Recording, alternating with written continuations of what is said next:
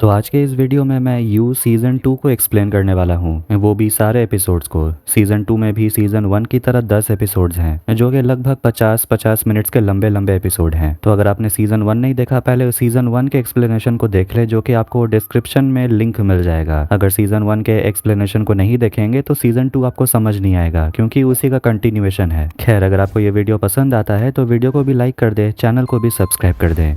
तो अपनी girlfriend bake को खोने के बाद जो अब अपने लिए नई गर्लफ्रेंड की तलाश में था। उसका दिल टूटा हुआ था और उसे थोड़ा समय चाहिए था, लेकिन तभी उसके लाइफ में दोबारा कैंडिस वापस आ जाती है, जो अपनी लाइफ नई तरीके से शुरू करने के लिए न्यूयॉर्क से लॉस एंजलिस शिफ्ट हो जाता है। उस जगह में हर जगह फिल्म की शूटिंग ही होते रहती है, क्योंकि वो अमेरिका का फिल्म सिटी है। जो सोचता है कि ये दुनिया की सबसे बेकार शहर है, लेकिन अगर वो चाहता है कि कोई उसे ना ढूंढ सके तो ये जगह परफेक्ट है। वो बस यहाँ पर अपनी जिंदगी शांति से जीना चाहता है। वो अपने लिए एक नया घर ढूंढता है और वहाँ की लैंड लेडी होती है डिलाइला, और जो उसे अपना झूठा नाम बताता है विल। वो उसे पूछती है कि आखिर तुम सोशल मीडिया पे क्यों नहीं हो, ये बहुत अजीब है। जो कहता है मैं बस सोशल मीडिया पर एक्टिव नहीं हूँ। डिलाइला उसे सेकंड फ्लोर वाला रूम दिखाती है और उसे कहती है कि अगर तुम्हें कुछ चाहिए तो मैं नंबर 1 वाले रूम में रहती हूँ, मुझे बुला लेना। फिर वो चाबी देकर चली जाती है। इसके बाद वो अपने नए घर में सेटल होता है, लेकिन अभी भी लोगों पर नजर रखने की आदत उसकी गई नहीं है। फ्लैशबैक देखते हैं जब न्यूयॉर्क में कैंडिस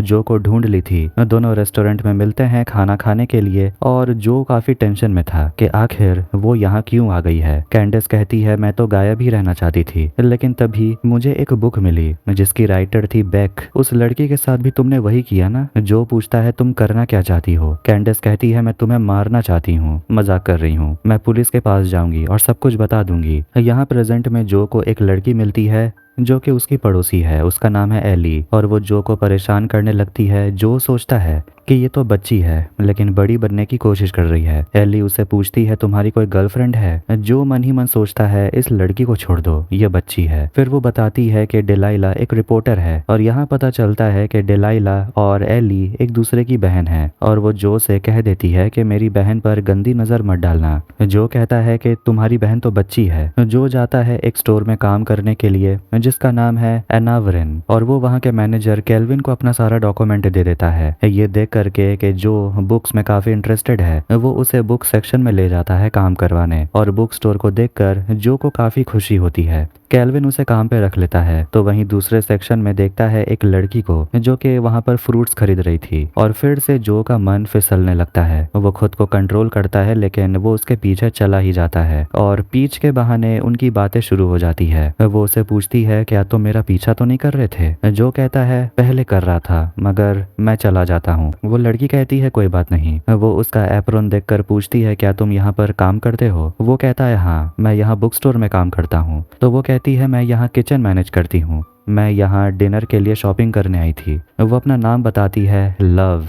फ्लैशबैक में उल्टी करने के बहाने जो वहां से भाग जाता है। प्रेजेंट में बुक स्टोर में काम करते वक्त 40 नाम का एक लड़का आता है, जो कि जो से बातें करने लगता है और मजाक में कहता है कि यहाँ के सारे बुक्स वीगन है। पहले तो जो को ये सब समझ नहीं आता कि वो मजाक कर रहा था। केल्विन आकर बताता है कि 40 के पेरेंट्स इस जगह को ओन करते हैं, और वो जो को समझा देता है कि अगर वो फिर से आए तो थोड़ा ढंग से काम करना, वरना वो तुम्हें काम से निकाल देगा। लव उसे बताती है चिंता मत करो, 40 ने आज तक किसी को काम से नहीं निकाला, वो बस खुद को मेन कैरेक्टर समझता है। फिर वो एक पेस्ट्री लेकर वहां से चला जाता है और अकेले में बैठकर खाने लगता है। लव उसे पूछती है तुम मुझे इग्नोर तो नहीं कर रहे? क्योंकि मुझे ऐसा ही लग रहा है। फिर वो उसके करीब आती है और उसे प्लेजर देने लगती है, लेकिन ये तो बस जो का इमेजिनेशन था। फ्लैशबैक में देखते हैं जब जो न्यूयॉर्क छोड़कर भागने वाला था, तभी उसे कैंडिस कॉल करती है और उसे कहती है कि तुम्हें क्या लगता है कि मेरे पास तुम्हारा नंबर नहीं है? मैं तुम्हें मारूंगी नहीं, ना ही तुम्हें पुलिस को सौंपूंगी। मैं तुम्हें तुम्हारा असली चेहरा दिखाऊंगी, और तुम्हें तड़पता हुआ देखकर मुझे बहुत मजा आएगा। जो अपने अपार्टमेंट आ रहा था और छत से एली उसे रिकॉर्ड कर रही थी, लेकिन जो को पता चल जाता है और वो उसे पूछता है कि आखिर तुम मुझे रिकॉर्ड क्यों कर रही हो? तो वो डर जाती है। जो उसका फोन मांगता है तो वो डर के मारे अपना फोन फेंक देती है, और वो जो पर ही चिल्लाने लगती है कि आखिर ये तुमने क्या किया? मैं तो बस स्कूल प्रोजेक्ट के लिए वीडियो रिकॉर्ड कर रही थी।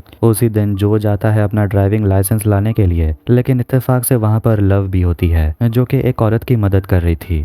लव जो को वहां देखकर मुस्कुराती है। दोनों मिलते हैं और ऑब्वियसली जो को वो विल कहकर पुकारती है। वो उसे कहती है कि मैं इस तरह अक्सर तमाशा तो नहीं करती, लेकिन जो कहता है कोई बात नहीं, तुमने उस लड़की की मदद ही तो की। वो बोलता है कि वो यहाँ ड्राइविंग टेस्ट के लिए आने वाला है, तो लव उसे गुड लक के लिए उसे किस करती है और चली जाती है। फिर वो सोशल मीडिया पर लव को ढूंढता है, लेकिन लव अपना अकाउंट प्राइवेट की हुई थी। फिर वो एली के लिए नया फोन लेकर आता है जो कि उसे काफी महंगा पड़ा, लेकिन वो लड़की तो बिना थैंक यू कहे ही चली जाती है। जो उसे सॉरी कहता है। एली सोशल मीडिया पर काफी एक्टिव है और जो उसे मदद मांगना चाहता है कहता है मैं सोच रहा हूँ सोशल मीडिया पर आ जाऊं। एली उसकी मदद करने के लिए मान जाती है और उसे अपना प्रोफाइल दिखाती है और पूछती है कि मैं तुम्हारी मदद कर दूंगी, बदले में मुझे क्या मिलेगा। तो वो कहता है तुम्हारा एहसान रहेगा मुझ पर, जिस पर वो मान जाती है। फिर वो उसे सोशल मीडिया के बारे में छोटी छोटी बातें बताने लगती है और उसी की बात मानकर जो थोड़ी बहुत तस्वीरें इधर उधर की खींचने लगता है। एली उसे पूछती है क्या तुम्हें कोई पसंद है, क्योंकि अक्सर लोग सोशल मीडिया ज्वाइन इसीलिए करते हैं। जो कहता है नहीं मुझे कोई पसंद नहीं। तो वो कहती है कोई दूसरी वजह है, किसी से बदला लेना है। जो मुस्कुराते हुए कहता है नहीं मेरा कोई दुश्मन नहीं है। इसके बाद जो विल नाम का इस्तेमाल करके अपने लिए प्रोफाइल बनाता है और फिर वो लव को फ्रेंड रिक्वेस्ट भेज देता है। वो एक पार्क में बैठा हुआ था और वहाँ वो उसी दिन को याद करता है जब वो अपनी माँ के साथ अम्यूजमेंट पार्क गया हुआ था। जो को उसकी माँ गले लगाती है और उसे पैसे देती है, कहती है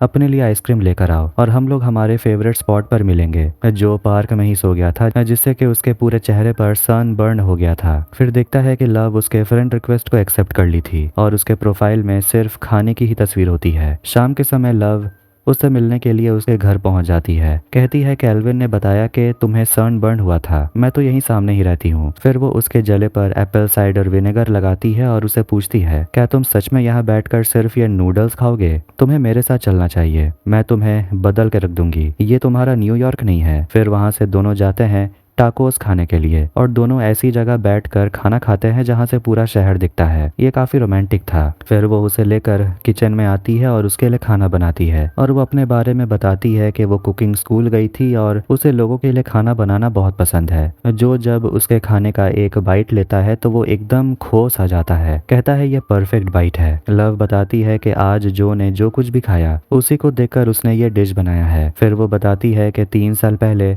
मेरी शादी हो गई थी, लेकिन अब मेरा हस्बैंड इस दुनिया में नहीं है, वो बीमार हो गया था। डॉक्टर ने काफ़ी कोशिश की लेकिन उसे बचा नहीं पाए। मेरी लाइफ अच्छी है लेकिन मैं अभी भी अकेला फील करती हूँ। जो कहता है मैं समझ सकता हूँ। लव कहती है मैं भी समझती हूँ कि तुम अकेले हो, तुम्हारी आंखों में नजर आता है। फिर वो उसके लिए एक गिफ्ट लाई थी, एक बुक जिसकी कहानी थोड़ी डार्क है, दर्द भरी। जो जब घर पहुँचता है तो सीढ़ियों पर एली बैठी हुई थी, नेल पेंट कर रही थी। रात के 2 बज रहे हैं। बोलती है कि उसे नींद नहीं आ रही और वो जो को बताती है कि एक आदमी आया था, तुम्हें ढूंढ रहा था, उसका नाम था जैस्पर। उसने कहा कि तुम्हारे पास उसका कोई सामान है और वो बाद में तुमसे लेने आएगा। आधी रात के समय जो स्टोरेज यूनिट में पहुंचता है और वहां पर वो ग्लास के बने हुए पिंजरे के अंदर असली विल कैद होता है। जो उसे पूछता है जैस्पर कौन है, वो तुम्हें क्यों ढूंढ रहा है। फ्लैशबैक में देखते हैं जो लॉस एंजल्स आया था तब से ही उसकी नज़र लव पे थी। वो उसे हर जगह फॉलो कर रहा था कि वो क्या काम करती है, कहाँ काम करती है, कहाँ रहती है, और इसीलिए वो उसके घर के सामने ही अपना अपार्टमेंट लेता है ताकि वो उस पर नज़र रख पाए। जो अच्छे से कंफर्म करना चाहता था कि लव बेक की तरह तो नहीं, मतलब कि उसका पहले से ही कहीं चक्कर तो नहीं चल रहा। फिर यहाँ आकर वो एक ऐसे आदमी से मिला जो उसे नई आइडेंटिटी दे सकता था। उसका नाम था विल। वो जो को समझा देता है कि वैसे तो नया आईडी बनाने में सालों लग जाते हैं, जो के पास इतना समय नहीं था, तो वो उसे ही मार के बेहोश कर देता है और उसे कैद करके रखता है और उसी का आइडेंटिटी अपना कर वो लॉस एंजलिस में रहने लगता है। उसे यहाँ ये ग्लास वाला पिंजरा बनाने में 2 दिन का समय लगा, लेकिन ये बहुत मजबूत है और इसे कोई तोड़कर निकल नहीं सकता। खैर, जो उसे पूछता है जैस्पर कौन है, उसने कहा कि विल के पास उसका कोई सामान है। विल उस पर चिल्लाता है कि तुम मुझे यहाँ हमेशा के लिए नहीं रख सकते। जो कहता है मुझे नहीं पता, मैंने बस एकदम से वो कदम उठाया था, ये इमरजेंसी है, मैं तुम्हें बाहर नहीं निकाल सकता। विल कहता है तुम मुझे कैद करके नहीं रख सकते, मुझे मेरे मेडिसिन चाहिए, अगर मुझे कुछ हो गया तो तुम्हारे लिए सही नहीं होगा। और वो बता देता है कि जैस्पर जानता ही नहीं है कि विल दिखता कैसा है, क्योंकि वो कभी जैस्पर से मिला ही नहीं। एक शो के लिए मैंने उससे पैसे लिए थे जो अभी तक मैंने लौटाए नहीं। जो कहता है तो तुम्हें पैसे लौटाने तो होंगे। विल हंसता है और कहता है मैंने सारे पैसे उड़ा दिए। जो का दिमाग घूम जाता है। जब उसे पता चलता है कि जैस्पर को $3000 देने होंगे, लेकिन उसके पास तो पैसे ही नहीं है। अब किसी तरह वो बुक रिपेयर का काम करके पैसे जुटाता है और वो जैस्पर से मिलने का सोचता है। लव उससे मिलती है और उसे किस कर लेती है और कहती है कि मैंने बहुत सोचा, लेकिन सोचा कि सोचने का फायदा क्या, सोचा कर ही लूं। किस उन दोनों को ही काफी अच्छा लगा, लेकिन तभी जो बाहर बेक को देखता है, लेकिन ये तो बस उसका भ्रम था। लव जो को अपने फ्रेंड से मिलाने के लिए ले जाना चाहती है। जो मान जाता है। इधर स्टोर पर देखते हैं फिर से 40 जो से मिलने के लिए आता है और उसे कहने लगता है कि वुमेन के लिए अलग सेक्शन रखने की क्या जरूरत, ये गलत है। और उसे मूवीज में काफी इंटरेस्ट है और वो स्क्रिप्ट राइटर है और वो मूवी बनाना चाहता है किसी बुक के ऊपर। बाहर में जैस्पर उसे मिलता है जो तुरंत उसे पैसे लौटा देता है, लेकिन जैस्पर कहता है 50,000 देने होंगे। जो कहता है फिलहाल मेरे पास इतने ही है, मगर जैस्पर को पैसे आज ही चाहिए। वो जो से हाथ मिलाता है और बिना वक्त गवाए वो उसकी एक उंगली काट लेता है और उसकी उंगली को बर्फ में डालता है और उसे कहता है कि 10-12 घंटे के अंदर तुम किसी सर्जन के पास चले जाओ, वो तुम्हारी उंगली को अटैच कर देगा, लेकिन इसके लिए तुम्हें तुम्हारी उंगली चाहिए होगी। इसलिए जब तुम पैसे लेकर आओगे तो तुम अपनी उंगली लेकर जा सकते हो। दर्द में तड़पते हुए जो जल्दी से विल से मिलने के लिए जाता है और उसे पूछता है कि आखिर तुमने उससे कितने पैसे लिए थे, लेकिन यहाँ तो विल की हालत ही खराब हो रही थी, उसे सच में दवाई चाहिए था। जो उसे पूछता है क्या कोई है जिसके पास तुम्हारे पैसे हैं या तुमने कहीं पैसे को छुपा के रखा है, याद करके बताओ। तो विल कहता है रूफस नाम का एक लड़का है जिसको मैंने 50,000 उधार में दिए थे, तुम उसको कोड वर्ड भेजो और तुम हॉस्पिटल में मत जाना क्योंकि मेरे हाथ में एक चिप लगा हुआ है और तुम्हारे हाथ में वो चिप नहीं है, तुम जाओगे तो पकड़े जाओगे। जो रूफस को मैसेज करता है और वो पैसे देने के लिए मान जाता है और एड्रेस भेज देता है। रूफस से मिलने के वजह से जो अब लव के दोस्तों से मिल नहीं पाएगा, जिससे कि वो भी थोड़ी दुखी हो जाती है, मगर वो कहती है कोई बात नहीं, मैं तुमसे बाद में बात करूंगी। मगर जो उसी रेस्टोरेंट में था बस कुछ मिनट के लिए वो उन पर नजर रखना चाहता है, सुनना चाहता है कि वो लोग क्या बात कर रहे हैं, आखिर उसके दोस्त कैसे हैं। एक दोस्त का नाम है लूसी जो एक सोशल एजेंट है और क्लाइंट के लिस्ट में बड़े बड़े लोग शामिल हैं। उसकी गर्लफ्रेंड है सनराइज जो एक ब्लॉगर है और एक दोस्त का नाम है गेब जो कि एक्यूपंक्चरिस्ट है और ज्यादातर लड़कों को डेट करता है। अब इसके बाद सारे दोस्त लोग जो के बारे में ही बात करने लगते हैं। लूसी कहती है कि उसे छोड़ देना चाहिए क्योंकि वो यहाँ आया भी नहीं। गेब लव को समझाता है कि तुम्हें ट्राई करना चाहिए, उसे छोड़ना मत, क्योंकि बहुत समय के बाद लव के लिए रेडी हुई है। इसके बाद जो रूफस के बताए हुए एड्रेस पर पहुंचता है और वहां पर पार्टी हो रही थी। वहां पर वो कुछ लोगों से पूछता है रूफस कहाँ है, मगर वो लोग तो ये जानकर दुखी होते हैं कि जो स्ट्रिपर नहीं है और वो यहाँ नाचने वाला नहीं है। जो वहां पर एक कॉमेडियन हेंडरसन को देखता है और प्रोफाइल से पता चलता है कि हेंडरसन एक बहुत बड़ा स्टैंड अप कॉमेडियन है और वो कैंसर से लड़ चुका है, लेकिन इस बारे में उसे बात करना नहीं पसंद। डेलाइला भी उसी पार्टी में थी और वो जो का हाथ देकर पूछती है आखिर हुआ क्या। कहती है कि वो यहाँ पर अपने काम के वजह से आई थी, वो एक स्टोरी पर काम कर रही थी। तभी हेंडरसन उसे मिलने के लिए आता है, फिर दोनों बातें करने लगते हैं और वो जो के कटे हुए उंगली को देखकर कहता है कि मेरे जान पहचान का एक सर्जन है डॉक्टर डैनियल, उनसे बात करना, मेरा नाम लेना तो वो तुम्हारा काम कर देंगे। खैर आखिर में जो रूफस से मिलता है और वो जो को एक पैकेट पकड़ा देता है, लेकिन उसमें तो पिल्स होते हैं। जो उसे पूछता है $50,000 का क्या, मगर रूफस के पास पैसे तो नहीं थे, तो जो वहां से चला जाता है। वो फिर से विल से मिलता है, लेकिन विल तो समय के साथ अपना दिमाग खो रहा था। घर पर जो से मिलने के लिए लव आ जाती है और वो उस पर काफी नाराज थी कि उसने झूठ बोला। 40 के काम का बहाना देकर वो उसके दोस्तों से मिलने नहीं आया। वो बताती है 40 मेरा भाई है, जुड़वा भाई है और वो मुझे सब कुछ बताता है। तब जो को सब कुछ समझ आता है कि वो जिस जगह काम करता है वहाँ की असली ओनर लव है। लव उसे पूछती है आखिर जो इतना डरता क्यों है, क्या उसकी एक्स के साथ कुछ हुआ था। वो उसके करीब जाने लगती है, लेकिन जो अपने सामने बेक को फिर से देख पा रहा था। वो गुस्से में लव पर चिल्ला देता है और वो वहां से चली जाती है। बेक उसे ताना मारती है कि यही है तुम्हारा असली चेहरा। जो कहता है कि इस बार मैं कोई गलती नहीं करना चाहता। बेक पूछती है तुम्हें पता नहीं मेरे साथ क्या हुआ था। फिर उसे जैस्पर का कॉल आता है और इस बार जो जैस्पर को विल से मिलाता है जिसे वो ढूंढ रहा था, और वो कांच का पिंजरा देखकर वो तो हैरान हो गया था क्योंकि ऐसा कुछ उसने कभी देखा नहीं था। मगर जैस्पर उल्टा जो को ही मारने का सोचता है। वो चाकू निकाल लेता है, लेकिन जो एक टेबल के नीचे से चाकू लेकर जैस्पर को ही मार डालता है। फिर उसे बेक नजर आती है और जो घबराते हुए उसे कहता है कि तुम जो सोच रही हो ऐसा नहीं है, मैं बस जिंदा रहने के लिए सब कर रहा था, मैं तो तुमसे भी प्यार करता था। लेकिन वो अपने गले का निशान दिखाती है, पूछती है क्या यही है तुम्हारा प्यार। डॉक्टर डैनियल की मदद से वो अपनी उंगली अटैच करवा लेता है और उसके बाद में वो जैस्पर के बॉडी के टुकड़े टुकड़े करता है और उसे ग्राइंडर में पीस डालता है। लव अपने घर पे खाना बना रही थी, तभी जो पहुंचता है। लव काफी गुस्से में थी। जो उसे कहता है तुमने मुझे किस किया, मुझे उससे कोई प्रॉब्लम नहीं है, लेकिन मुझे जो फील हुआ मुझे उससे डर लगता है, मैं तुमसे अभी प्यार नहीं कर सकता। लव पूछती है क्या तुम्हारी एक्स ने तुम्हें बहुत हर्ट किया था। जो कहता है मैंने उसे हर्ट किया था, लेकिन मैं ये करना नहीं चाहता था। लव को इस बात से कोई प्रॉब्लम नहीं, क्योंकि रिलेशनशिप में जो कुछ भी हुआ ये तो होता है और वो दोनों एडल्ट्स थे। वो उसे कहती है कि रिलेशनशिप्स डरावने होते हैं, लेकिन जिंदगी में बिना रिस्क लिए कुछ अच्छा कैसे हो सकता है। लेकिन मुझे पता है तुम मुझे हर्ट नहीं करोगे। फिलहाल के लिए वो लोग रिलेशनशिप को फ्रेंडशिप का नाम देते हैं। लव बताती है कि वो अपने हस्बैंड के सारे सामान को एक बॉक्स में बंद करके उसे समंदर में बहा दी थी और जो को भी ऐसा ही करना चाहिए। लव उसे कहती है तुम अपनी गर्लफ्रेंड को एक गुड बाय नोट लिखो और उसे जला दो। अगली सुबह डिलाइला जो से मिलती है और उसे बताती है कि वो हेंडरसन को बहुत पहले से जानती है। बताती है कि वो बहुत पहले एक पार्टी में गई हुई थी और वो वहाँ पर नाच रही थी, एक स्टोरी की तलाश में गई हुई थी और वहीं पर वो हेंडरसन से मिली थी। लेकिन उसे ये भी पता था कि हेंडरसन जवान लड़कियों को पसंद करता है और एक बार तो हेंडरसन ने डिलाइला के साथ भी जबरदस्ती की और इस बारे में वो किसी को बताई भी नहीं। वो जो के चेहरे को देखकर कहती है तुम भी मासूम बनने का नाटक करते हो, बुरे तो तुम भी हो, बस कितने बुरे हो ये नहीं पता, इसलिए मुझसे और मेरी बहन से दूरी रहना। कुछ समय के बाद वो देखता है कि विल की हालत थोड़ी ठीक हो गई थी और जो उसे बता देता है कि अब जैस्पर कभी वापस नहीं आने वाला। लव ने जैसा कहा था जो वैसा ही करता है। वो गुड बाय नोट लिखकर जला देता है और बेक को हमेशा के लिए अलविदा कह देता है, लेकिन वो अपने आदतों से बाज नहीं आता। उसके पास लव का एक अंडरगारमेंट था जिसे वो अपने घर के एक दीवार के छेद में रख देता है।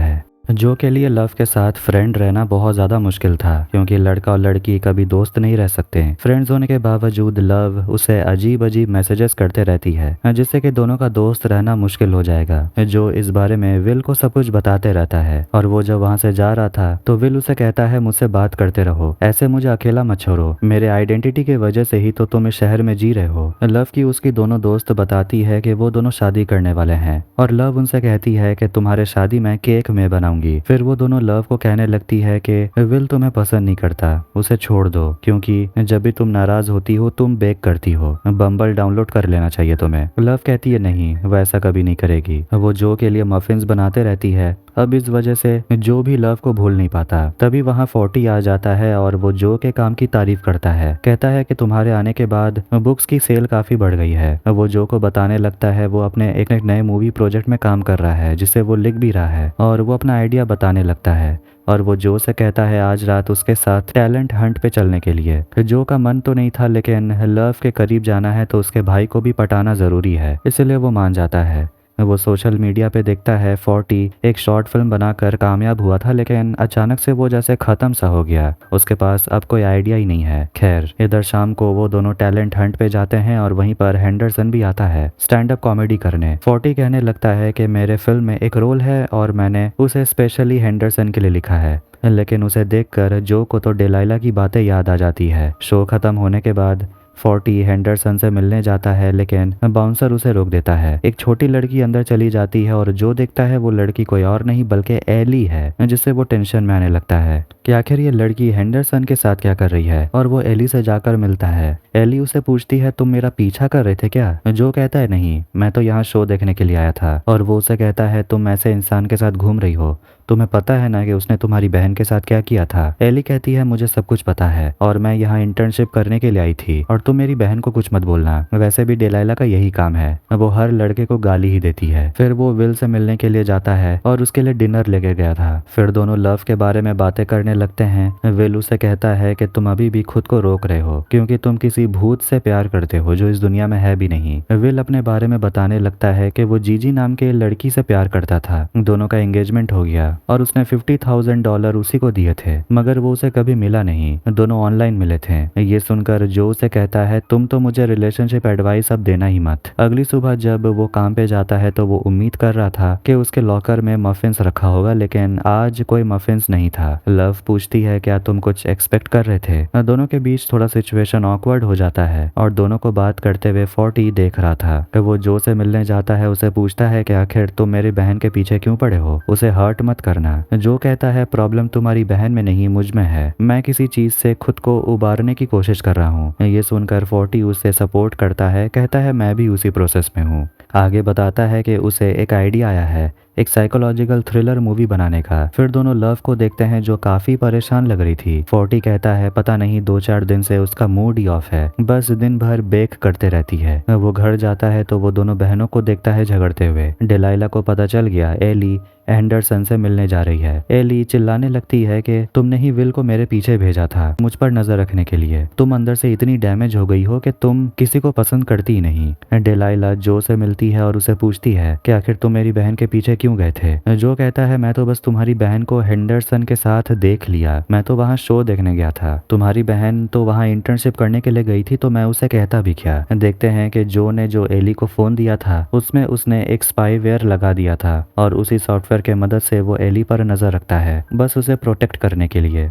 शाम के समय लव जो से मिलने आती है और जो उसके लिए डिनर बनाया था, जिससे कि लव खुश हो जाती है और उसे किस कर लेती है। लेकिन जो खुद को रोक लेता है, कहता है मैं तुम्हें हर्ट नहीं करना चाहता, मैं इन सब के लिए रेडी नहीं हूँ। लव उसे कहती है कि मैं नहीं जानना चाहती कि तुम्हें क्या लगता है, मुझे बस इस बात से फर्क पड़ता है कि तुम मेरे बारे में क्या सोचते हो, लेकिन तुम्हारी ये मिक्स्ड सिग्नल्स मुझे कंफ्यूज कर रहे हैं। फिर वो वहां से चली जाती है। जो बाहर एली को उल्टी करते हुए देखता है। जो पूछता है तो वो बताती है कि वो हेंडरसन के पार्टी में गई थी और वहां वो कुछ खा ली थी और बेहोश हो गई थी। जो को डर है कहीं बेहोशी में एंडरसन ने कुछ किया तो नहीं। एली बोलती है ऐसा कुछ भी नहीं हुआ और मेरी बहन को मत बताना। जो विल से मिलने के लिए जाता है और उसे हेंडरसन के बारे में पूछता है कि तुम्हें सबूत ढूंढने होंगे कि आखिर हेंडरसन कितने नाबालिग लड़कियों के साथ रह चुका है, ताकि वो हेंडरसन के करियर को खत्म कर सके। विल मदद करने के लिए मान जाता है, कहता है कि मुझे उस आदमी का लैपटॉप लगेगा और मुझे यहाँ वाईफाई चाहिए। जो उसे इंटरनेट देकर खुद को खतरे में नहीं डाल सकता,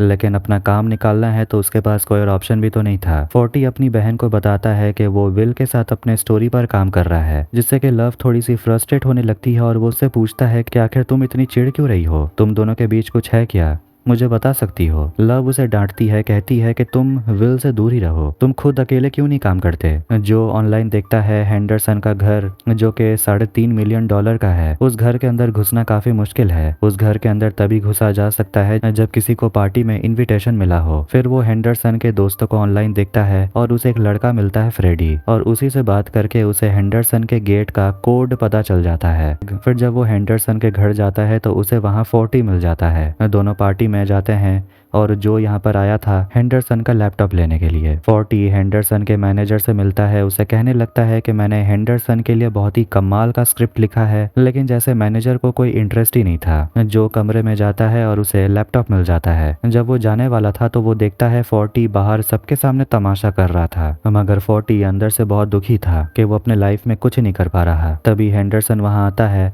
और वो उसे कहता है कि तुम्हें ये सब तमाशा करने की जरूरत नहीं, हम बैठकर बात करते हैं और तुम्हारे स्क्रिप्ट को भी सुनेंगे। जो 40 को लेकर अपने घर आ जाता है, जो दारू पीकर काफी ज्यादा उल्टी कर रहा था। लव तुरंत वहाँ आती है, अपने भाई का ख्याल रखती है। 40 अपनी बहन से पूछता है तुम्हें क्या लगता है मैं टैलेंटेड नहीं हूँ। वो कहती है तुम बिल्कुल टैलेंटेड हो, तभी तो तुम्हें हमेशा पुश करते रहती हूँ। वो अपनी बहन को गले लगा लेता है और वहाँ सो जाता है। बाहर आकर वो जो से बात करती है, कहती है मेरा भाई बहुत नाजुक है, जिंदगी ने उसके साथ बहुत मजाक किया, बस लोगों को यही दिखता है कि वो अमीर है, उसका टैलेंट किसी को नहीं दिखता। हमारे पेरेंट्स ने हमें बस ये स्टोर देकर वो चले गए। छोटी उम्र से हम लोगों ने बहुत कुछ देखा है। मेरा भाई अच्छा इंसान है, बस कभी कभार गलती हो जाती है। लव की कहानी सुनकर जो उसे कहता है कि तुम मेरे जैसे दुखी आदमी से दूर रहो। लव कहती है मगर हम सभी तो अंदर से टूटे ही हुए हैं। दोनों किस करते हैं, फिर अंदर जाकर रोमांटिक होने लगते हैं बिना आवाज किए, क्योंकि बाहर 40 सो रहा था। मगर लव के चिल्लाने की आवाज सुनकर वो जाग जाता है। अगली सुबह जो विल से मिलने के लिए जाता है, लेकिन विल उसे कहता है कि हेंडरसन के लैपटॉप से कुछ भी नहीं मिला, वो आदमी पूरी तरह से क्लीन है। वो घर आता है तो एली कल रात उसकी मदद करने के लिए थैंक यू कहती है और वो उसके लिए गाने का प्लेलिस्ट देती है। बदले में जो उसे एक अच्छी किताब देना चाहता था। 40 फिर से उसे मिलने के लिए आता है और वो उसे कहता है कि वो हेंडरसन के लिए एक दूसरे स्टोरी पर काम करना चाहता है। फिर अचानक से वो एक ऐसे अजीब से कमरे के बारे में बताने लगता है जहाँ हेंडरसन खिलौने रखता है और वो रूम बहुत ही ज्यादा क्रीपी है। जो के एक फ्लैशबैक को देखते हैं जहाँ के उसके मम्मी पापा सिर्फ झगड़ते ही रहते हैं और उसी बचपन को याद करके उसकी नींद खुल जाती है। वो लव के साथ मजे करते रहता है कि तभी लव को उसके भाई का फोन आता है और वो कहने लगता है कि वो एंडरसन के साथ मीटिंग करने जाने वाला है, लेकिन उससे पहले वो चाहता है कि लव उसके बाल को काट दे। लव कहती है कल दोपहर। 40 उसे पूछता है मगर तुम इतना हाफ क्यों रही हो? लव कहती है कुछ नहीं, मैं काम कर रही हूँ। लव जो के टेलीस्कोप से बाहर देख रही थी। तभी 40 जो को भी मैसेज करता है और लव उससे कहने लगती है कि तुम उसे मैसेज कर सकते हो लेकिन उसे हमारे बारे में मत बताना क्योंकि वो किसी पर भी ट्रस्ट नहीं करता। जो के सामने डिलाइला और एली एक दूसरे के साथ झगड़ने लगती हैं। एली अब हेंडरसन से नहीं मिलना चाहती क्योंकि वो बहुत ज्यादा पीता है और बकवास करता है। इसलिए जो देखता है कि एली एक हफ्ते से हेंडरसन को मैसेज भी नहीं की है। जो बाद में जब हेंडरसन के लैपटॉप को देख रहा था तब उसे एली के मैसेजेस नजर आते हैं, मतलब कि एली और हेंडरसन अभी भी दूसरे से बात कर रहे हैं। इस बारे में वो डिलाइला को बताना चाहता था लेकिन वो उसे क्या कहता कि उसे ये सब कैसे पता चला। उसे सोशल मीडिया से ये भी पता चलता है कि हेंडरसन अपने घर से बाहर गया हुआ है, मतलब कि आज उसके घर में घुसा जा सकता है। फिर वो लव के साथ डेट पर जाने का प्लान करता है लेकिन वो विल से मिलने के लिए जाता है और वो अंदर सारा साफ सफाई कर देता है और जो अब विल को छोड़ देना चाहता है। विल भी कहता है कि मैं अपनी फियोंसे जीजी के साथ जाकर मनीला में ही रह लूंगा, जो रिस्क नहीं लेना चाहता और उसे कहता है कि मैं तुम्हें बाहर निकालूंगा लेकिन पहले तुम्हें मुझे यकीन दिलाना होगा कि तुम मुझे फंसाओगे नहीं। जो चाहता है कि बिल यहाँ रहकर एंडरसन के घर की सिक्योरिटी डिसेबल कर दे। एंडरसन के घर के बाहर एक सिग्नल जैमर लेकर वो जाता है जिससे कि वहाँ सारे डिवाइस खराब हो जाते हैं और वो आराम से अंदर चला जाता है और उसे एक बुक शेल्फ के पीछे एक खुफिया कमरा मिलता है। अंदर में एक स्लैब को हटाकर उसे नीचे में एक बॉक्स मिलता है और उसमें नाबालिग लड़कियों की तस्वीरें होती है, डिलाइला की भी। डिलाइला को अपने घर के दरवाजे पर एक एनवलप मिलता है जिसमें के उसी सारी लड़कियों की तस्वीर होती है, जिसे देखकर वो घबरा जाती है। जो लव से मिलने के लिए आता है क्योंकि आज उसका डेट था, लेकिन वहां पर तो लव अपने सारे दोस्तों को भी बुलाई थी जो उन लोगों के साथ खुलकर बातें करने की कोशिश करता है, जिसे देखकर लूसी इशारे में कहती है कि उसे जो बहुत पसंद है, वो अच्छा लड़का है। 40 वहां पर आता है और वो नाराज लग रहा था और अपनी बहन से कहता है मुझे पता है कि तुम्हारा और विल का क्या चल रहा है लेकिन तुमने मुझे बताना जरूरी नहीं समझा और तुमने मुझे यहाँ खाने पर भी इनवाइट नहीं किया।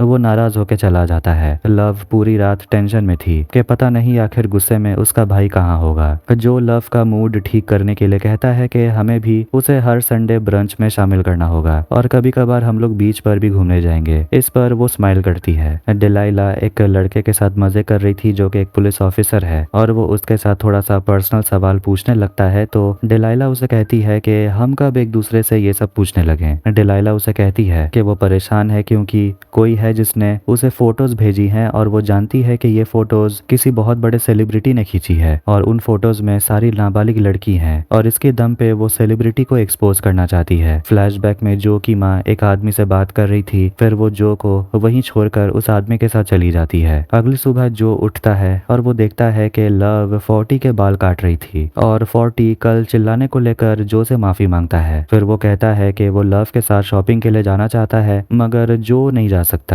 जो मन ही मन 40 से नफरत करने लगा था मगर वो कह देता है ठीक है कोई बात नहीं। घर पर जो देखता है एली उसका दिया हुआ किताब पढ़ रही थी। फिर वो अपने दोस्त के साथ बात करती है और एली फिर से हेंडरसन से मिलने का प्लान करती है। जो डिलाइला से मिलता है और उससे एनवलप के बारे में पूछता है। कहता है मैंने एक लड़की को देखा रखते हुए और वो एक हुडी पहनी हुई थी तो उसका चेहरा नहीं दिखा। डिलाइला बताती है कि उस एनवलप में फोटोज थे और फोटोज में नाबालिग लड़कियां हैं, उनकी गंदी तस्वीरें हैं जिसे वो पुलिस को दिखाई भी, लेकिन पुलिस कोई मदद नहीं करना चाहती क्योंकि हेंडरसन बहुत पावरफुल है। जो 40 को मूवी स्क्रिप्ट लिखने में मदद करता है और वो स्क्रिप्ट जो को बहुत ही बुरा लगता है, लेकिन फिर भी वो कहता है ये स्क्रिप्ट बहुत ही पावरफुल है। फ्लैशबैक में देखते हैं जो अपनी माँ के साथ घर वापस आता है तो जो के पापा पूछते हैं कि आखिर वो इतनी देर तक कहाँ थी, तो उसकी माँ कुछ नहीं कहती। जो के पापा जो से पूछते हैं तुम इतने बड़े हो गए हो, तुम्हें तो सब कुछ समझ आता है कि तुम्हारी माँ कहाँ जाती है, किससे मिलती है, इसलिए तुम सच बोलो। और वो जो को हर्ट करने लगते हैं। जो विल से मिलने के लिए गया हुआ था और वो उसे कहने लगता है कि मैं तुम्हें यकीन नहीं दिला सकता कि मैं बाहर निकल के तुम्हारे बारे में किसी को कुछ बताऊंगा या नहीं, क्योंकि ये पॉसिबल ही नहीं है कि तुम मेरी बात मानो, लेकिन मुझे इतना पता है तुम अच्छे इंसान हो। जो अभी भी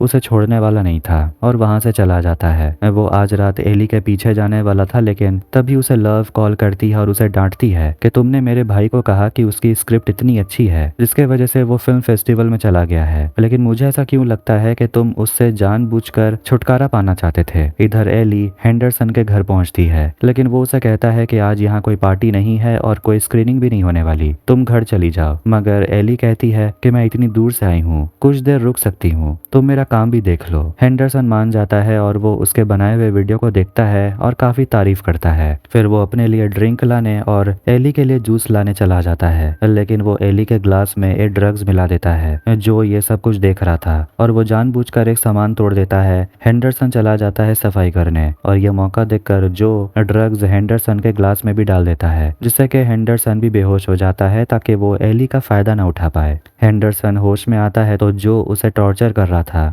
जो उसे पूछता है आखिर तेरे सीक्रेट रूम में है क्या, और जो बता देता है कि उसे पता है हेंडरसन छोटी लड़कियों के साथ करता क्या है। जो बस उसके मुंह से सच सुनना चाहता है। हेंडरसन कह देता है कि मैं उन लड़कियों को छूता तक नहीं, मैं बस उनकी फोटो लेता हूँ। जो उसे कहता है मुझे तेरा कन्फेशन वीडियो बनाना है। जो मास्क पहना हुआ था और वो हेंडरसन की आंखों से पट्टी हटाता है और जो वीडियो रिकॉर्ड करने ही वाला था कि हेंडरसन के बातों से गुस्सा होकर वो गलती से अपना मास्क उतार देता है और हेंडरसन उसे पहचान लेता है कि वो तो 40 का दोस्त है। हेंडरसन भागने की कोशिश करता है तो जो उसे सीढ़ी से धक्का दे देता है जिससे वो गिर के मर जाता है। नीचे एली बेहोश सोई हुई थी। जब उसे होश आता है तो वो जो का मैसेज देखती है और जो उसे बताता है कि तुम्हारी बहन डेलाइला तुम्हें ढूंढ रही है, तो एली वहां से चली जाती है। जिसके बाद जो घर की साफ सफाई करते रहता है और जब वो कचरा फेंकने के लिए जा रहा था तभी पुलिस वाला उसे रोक लेता है और ये तो वही है जो डेलाइला के साथ मजे करता है और वो जो से कहता है कि आप इतनी रात कचरा फेंकने क्यों जा रहे हैं, और वो कचरे को चेक करता है और उसमें उसे एक बहुत ही महंगा हेडफोन मिलता है। ऑफिसर उस हेडफोन को रख लेता है और वहां से चला जाता है। फ्लैशबैक में जो की माँ जो से कहती है मुझे पता है तुम्हारे डैड तुम्हें बहुत टॉर्चर करते हैं, लेकिन देखना मैं एक दिन उन्हें खत्म कर दूंगी। आखिर में जो विल को उसका नकली पासपोर्ट दे देता है और उसे कहता है कि तुम यहाँ से जा सकते हो और वो उसे आजाद कर देता है। लव अपने भाई से फिल्म फेस्टिवल में मिलने के लिए गई हुई थी और वहाँ 40 अपनी बहन से कहता है कि मैं तुम्हें एक लड़की से मिलाना चाहता हूँ, और वहाँ पर कैंडिस आती है लेकिन वो अपना नाम एमी बताती है। देखते हैं कि 40 जब पहली बार कैंडिस से मिला था, मतलब एमी से, तो वो उसे कहता है कि वो उसे अपनी बहन और उसके बॉयफ्रेंड विल से मिलाने के लिए ले जाएगा, जिससे कि वो थोड़ी अनकंफर्टेबल हो जाती है क्योंकि उसे पता था विल ही जो है और आखिरी बार उन दोनों के बीच जो कुछ भी हुआ उससे वो बहुत ज्यादा डरती है। लव जो को बताती है कि वो लोग उसके पेरेंट्स से मिलने के लिए जाने वाले हैं, वो भी एक वेलनेस रिट्रीट में, और उसके पेरेंट्स बहुत ही ज्यादा मैनिपुलेटिव हैं, खासकर उसकी माँ डॉटी। और लव कहती है मेरे डैड को तुम्हारा ये शर्ट बहुत पसंद आएगा। जो स्माइल करता है, सोचता है कि ये शर्ट तो मैंने रिसर्च करके पहना है। वो पहले ही लव के मॉम और डैड के बारे में रिसर्च कर चुका था। रे और डॉटी वो हमेशा से ही अमीर रहे हैं और उन दोनों की मुलाकात एक कॉलेज पार्टी में हुई थी और वहीं से उनका प्यार शुरू हुआ, और शादी करने के बाद डॉटी ने एना व्रिन स्टोर खोला और इस वीकेंड उन दोनों की 30th वेडिंग एनिवर्सरी है। 40 अपनी बहन से कहता है उसे पता चला हेंडरसन के साथ क्या हुआ। लोगों का कहना है कि उसने खुद को मार डाला और वो उसी के गम में दारू पीने वाला है। फिर वो फोन कट कर देता है और कह देता है कि मैं जा रहा हूँ एमी से मिलने के लिए। लव को डर है कि कहीं उसका भाई फिर कुछ गलत न कर ले दारू पीकर। जो देखता है कि डिटेक्टिव्स आए हुए थे जो कि डेलाइला से पूछताछ कर रहे थे, लेकिन वो स्मार्टली सारे जवाब देती है। फिर वो अंदर जाती है तो एली को तस्वीरें मिल चुकी थी और वो काफी ज्यादा गुस्से में थी। वो अपनी बहन को बता देती है कि ये सारी फोटोज हेंडरसन ने खींची है और उसमें एक फोटो डेलाइला की भी है। एली हैरान होती है लेकिन फिर भी कहती है कि मुझे यकीन नहीं है, हेंडरसन ऐसा कभी कर ही नहीं सकता, वो मेरा फ्रेंड था। आखिर में जो की मुलाकात लव के पेरेंट्स से होती है, रे और डॉटी। 40 जो कि अपने बहन को अपनी गर्लफ्रेंड एमी से मिलाता है, जो उसे देखकर सुन्न सा पड़ जाता है और सोचता है कहीं वो बुरा सपना तो नहीं देख रहा। कैंडिस उस दिन को याद करती है जब जो ने उसे कैद करके जंगल में ले गया था। जो उसे कहता है माफ करना, मुझे ये सब करना पड़ रहा है, मैं तुमसे बस बात करना चाहता था और मैं सब कुछ ठीक कर दूंगा। लेकिन जैसे ही वो कैंडिस के पैर को खोलता है वो भागने लगती है। जो उसे पकड़ लेता है और उसे कहता है मेरे साथ ऐसा मत करो, और वो गलती से उसके सिर को पटक देता है जिससे वो शांत पड़ जाती है। फोर्टी और एमी पेरेंट्स को बता रहे होते हैं कि वो लोग कैसे मिले और वो दोनों एक साथ एक मूवी की स्टोरी पर काम कर रहे हैं। एमी ड्रिंक लेने के लिए जाती है तो जो उससे बात करने के लिए आता है। एमी उसे पूछती है कि तुम्हें जानना नहीं है कि मैंने तुम्हें ढूंढा कैसे। वो बताती है कि वो हेंडरसन के पार्टी में गई हुई थी और वहीं पर वो 40 से मिली और उसे कैंडिस से प्यार हो गया और उसे वो फोटोज दिखाने लगा और उसी फोटोज में वो जो को देखी। रात में जो लव को अकेला छोड़ देता है ताकि वो अपने स्पीच पर काम कर पाए। वो डॉटी से मिलता है, जो से कहती है मेरे पास आकर बैठो। फिर वो लोग वहां पर बैठकर स्मोक करते हैं। जो कहता है मुझे आपकी बेटी बहुत पसंद है। डॉटी भी उसे कहती है मुझे भी तुम पसंद हो। अगले दिन सभी लोग अलग अलग प्रोग्राम में हिस्सा लेते हैं और 40 अपने पापा से बात करना चाहता था, लेकिन उसके पापा कहते हैं मुझे अपने दोस्तों के साथ गेम खेलना है, बाद में बात करते हैं। 40 थोड़ा नाराज हो जाता है। दूसरी तरफ एली बहुत ज्यादा दुखी थी हेंडरसन के मौत के खबर को सुनकर। अगले प्रोग्राम में सभी लोग अपनी भड़ास निकालते हैं और एक दूसरे को गले लगाते हैं, लेकिन जैसे ही एमी को जो गले लगाने वाला था, एमी को फ्लैशबैक्स आने लगते हैं और वो डर जाती है। फिर वो अपनी आंखें बंद करके उसे गले लगाती है। फ्लैशबैक्स में देखते हैं जो ने कैंडिस को दफना दिया था, ये सोच करके वो मर गई है, लेकिन वो जिंदा बाहर आ जाती है। कुछ समय के बाद जो कैंडिस से मिलने के लिए जाता है और कैंडिस उसे चाकू दिखाकर धमकाती है कि मुझे कुछ भी करने की कोशिश मत करना, वरना मैं सबको तुम्हारी असलियत बता दूंगी। जो चाकू छीन लेता है और उसे कहता है मुझे पता है तुम मुझे मारने आई हो, तो मार के दिखाओ। कैंडिस कहती है नहीं कर सकती। उसके बाद एमी लव के साथ बातें करने लगती है और लव को ऐसा लगने लगता है कि एमी किसी बात को लेकर दुखी है, तो एमी कहने लगती है कि ऐसे ही किसी जगह में उसके साथ बहुत बुरा हुआ था, लेकिन वो खुद को संभालने की कोशिश कर रही है। लव उसे संभालती है और कहती है ट्रॉमा हमारे शरीर में रहते हैं, बस उन्हें हम पर हावी मत होने देना। और वो लव से पूछती है कि आखिर तुम और विल मिले कैसे, तो लव कहती है हम दोनों एक ही जगह काम करते हैं। 40 अपने पापा से बात करने जाता है, उन्हें अपनी मूवी की आइडिया बताता है और उसे कुछ पैसे भी चाहिए, मगर उसके पापा उसे कहते हैं कि तुम बस हर लड़की के तरफ फिसल जाते हो। 40 अपने पापा से कहता है मुझे बस आखिरी बार पैसे चाहिए और मुझे $1,00,000 चाहिए। बोलता है कि विल ने भी मेरी कहानी सुनी है और उसे बहुत पसंद आया, और विल ना चाहकर भी झूठ कह देता है कि हाँ कहानी तो बहुत तगड़ी है। रे फिर भी पैसे देने से मना कर देता है। जो लव से मिलने जाता है तो लव उसे पूछने लगती है कि आखिर तुम एमी के साथ कर क्या रहे थे, आखिर उसने तुम्हें कुछ बोला है क्या। जो कहता है वो बहुत बुरी है, तुम्हें उसे यहाँ से भेज देना चाहिए। जो कहने लगता है तुम्हारी फैमिली भी पागल है, और वो ये भी कहता है कि तुम्हारे भाई ने टाको बेल ऑर्डर किया है, जिससे पता नहीं क्यों लव घबराने लगती है और अपने भाई के पास जाने लगती है। पुलिस ऑफिसर फिंच डेलाइला से मिलने के लिए आता है और वो उसे हेंडरसन वाला फोटोज मांगता है और वो चाहता है कि डेलाइला लोगों को बताए कि आखिर हेंडरसन का असली चेहरा है क्या। मगर जैसे ही वो फोटोज निकालने वाली होती है वो फोटोज जगह पे नहीं थे, मतलब कि शायद वो फोटोज एली के पास हैं। डेलाइला मदद के लिए जो को कॉल करती है और जो स्पाई वाले ऐप से देखकर डेलाइला को बता देता है एली है कहाँ। जो देखता है 40 नशा कर रहा था, जबकि बाहर सभी लोग डॉटी और रे के एनिवर्सरी सेलिब्रेशन के लिए इकट्ठा हुए थे। लव अपने मम्मी पापा के लिए स्पीच देती है और 40 सामने चला जाता है स्पीच देने के लिए। वो नशे में होता है तो लव उसे खींच कर वहां से ले जाती है। डॉटी अपनी बेटी पर चिल्लाती है कि कैसी बहन हो तुम, भाई का ख्याल भी नहीं रख सकती। लव कहती है तो आप ही ख्याल रख लीजिए। डॉटी अपनी बेटी को थप्पड़ लगाती है। जो ये सब कुछ देख रहा था वो लव से बात करने जाता है और उसे कहता है मेरे डैड भी मुझे बहुत मारा करते थे। वो लव को समझाता है कि तुम्हारी लाइफ कैसी है, तुम्हारे पेरेंट्स कैसे हैं, मुझे इससे कोई फर्क नहीं पड़ता, मैं तुम्हें पसंद करता हूँ। लव बताती है कि जब पेरेंट्स ने एनावरिन स्टोर स्टार्ट किया था तो लव और उसके भाई सिर्फ 13 साल के थे और उन्होंने सोफिया नाम की एक लड़की को हायर किया था दोनों भाई बहन को बेबी सिट करने के लिए। मगर 40 अपने ही बेबी सिटर सोफिया से प्यार करने लगा, लेकिन असल में 40 उसे अब्यूज करता था। जब पेरेंट्स को पता चला तो उन्होंने सोफिया को काम से निकाल दिया और इस वजह से सोफिया ने खुद को मार डाला और उसकी बॉडी 40 को मिली और तब से वो पहले जैसा नहीं रहा, इसलिए उसे हमेशा से अपने भाई को संभालना पड़ता है। दोनों एक दूसरे को आई लव यू कहते हैं, मगर जो कहता है आई लव यू बहुत कॉम्प्लिकेटेड वर्ड है, हम दोनों को कुछ और वर्ड बनाना चाहिए। तो लव कहती है आई वुल्फ यू और वो भी उसे रिप्लाई में कहता है आई वुल्फ यू टू। डिलाइला अपनी बहन से मिलती है और उसे फोटोज छीन लेती है और वो एली से पूछती है कि आखिर तुमने ये फोटोज क्यों चुराई। एली कहती है क्योंकि मुझे यकीन नहीं था, लेकिन अब मुझे यकीन हो गया है और मुझे माफ कर देना, मैंने तुम्हारी बात नहीं मानी। एली कह देती है इन फोटोज को जला देना, क्योंकि अगर किसी ने इन लड़कियों को गूगल किया तो उन्हें ये फोटोज मिल जाएगा। दोनों बहनें गले लगती हैं। फ्लैशबैक में कैंडस जंगल से भागते हुए पुलिस स्टेशन पहुंच जाती है और वो सारी बात एक ऑफिसर को बता देती है, लेकिन ऑफिसर उसकी बात पर यकीन नहीं करती क्योंकि कैंडस के पास कोई प्रूफ ही नहीं था। ऑफिसर यहाँ तक भी कहती है कि तुम्हारा क्रिमिनल रिकॉर्ड भी है और तुमने जो कुछ भी कहा उसे हम बस डोमेस्टिक वायलेंस समझ सकते हैं। कैंडस चिल्लाकर कहती है मगर उस लड़के ने मेरा मर्डर करने की कोशिश की। ऑफिसर उसे कहती है अगर तुम्हारे बॉयफ्रेंड को लगता है तुम मर गई हो तो ऐसा ही रहने दो। जो कैंडस से मिलने के लिए आता है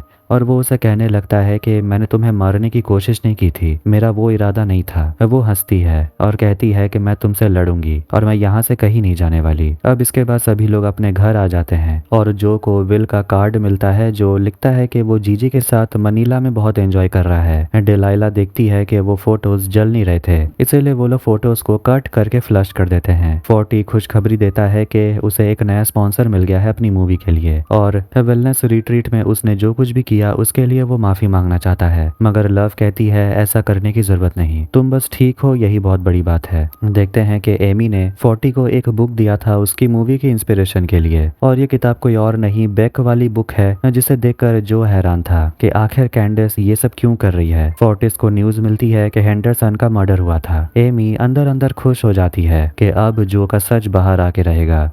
इसके बाद देखते हैं कि सभी लोग हेंडरसन के फ्यूनरल में गए हुए थे। 40 बहुत ज्यादा उदास था और वो जानता था कि उसका मर्डर हुआ है। कैंडस उसे संभाल रही थी, कहती है कि मेरे एक्स ने भी मुझ पर ऐसे ही हमला किया था, मुझे लगा मैं तो मर ही गई, लेकिन मैंने हार नहीं मानी। और वो जो की तरफ देखती है, कहती है मैं अभी और स्ट्रांग हो गई हूँ। जो वहाँ पर डिलाइला और उसके पुलिस ऑफिसर बॉयफ्रेंड फिंच को भी देखता है और वो सोचने लगता है कि कहीं उसने हेंडरसन के घर में कोई सुराग तो नहीं छोड़ दिया और बस सोचता है कि उसे कैंडिस का अंत करना पड़ेगा। लव काम पे जाती है तो वहाँ पर उसे उसका हस्बैंड जेम्स याद आने लगता है, जो कि बोल नहीं पाता था और साइन लैंग्वेज का इस्तेमाल करके बात करता था। लव उसके साथ बच्चा करने का प्लान कर रही थी क्योंकि उनके एक साथ रहे 1 साल हो गए थे। फिर वो लोग चले जाते हैं मजे करने और उस दिन को याद करके वो थोड़ी इमोशनल हो गई थी। जो हर जगह कैंडिस को फॉलो करने लगता है और सोचता है कि आखिर वो इतनी जल्दी जल्दी कहाँ जा रही है। वो वहाँ एक पुलिस वाला को देखता है और रुक जाता है। एली और जो अंदर से डिलाइला के चिल्लाने की आवाज सुनते हैं। अंदर जाकर पता चलता है कि वो कर्लिंग आयरन को अपने हाथ से पकड़ ली थी, जब वो गर्म था तो उसका हाथ जल गया। जो डिलाइला से कहता है जल्दी से ठंडे पानी में हाथ रखने और वो अपनी बहन को भेजती है बर्फ लाने और वो जो से कहने लगती है तुम्हें हेंडरसन के फ्यूनरल में देखा, तुम उस भाई बहन के साथ भी थे। डिलाइला गुस्से में थी क्योंकि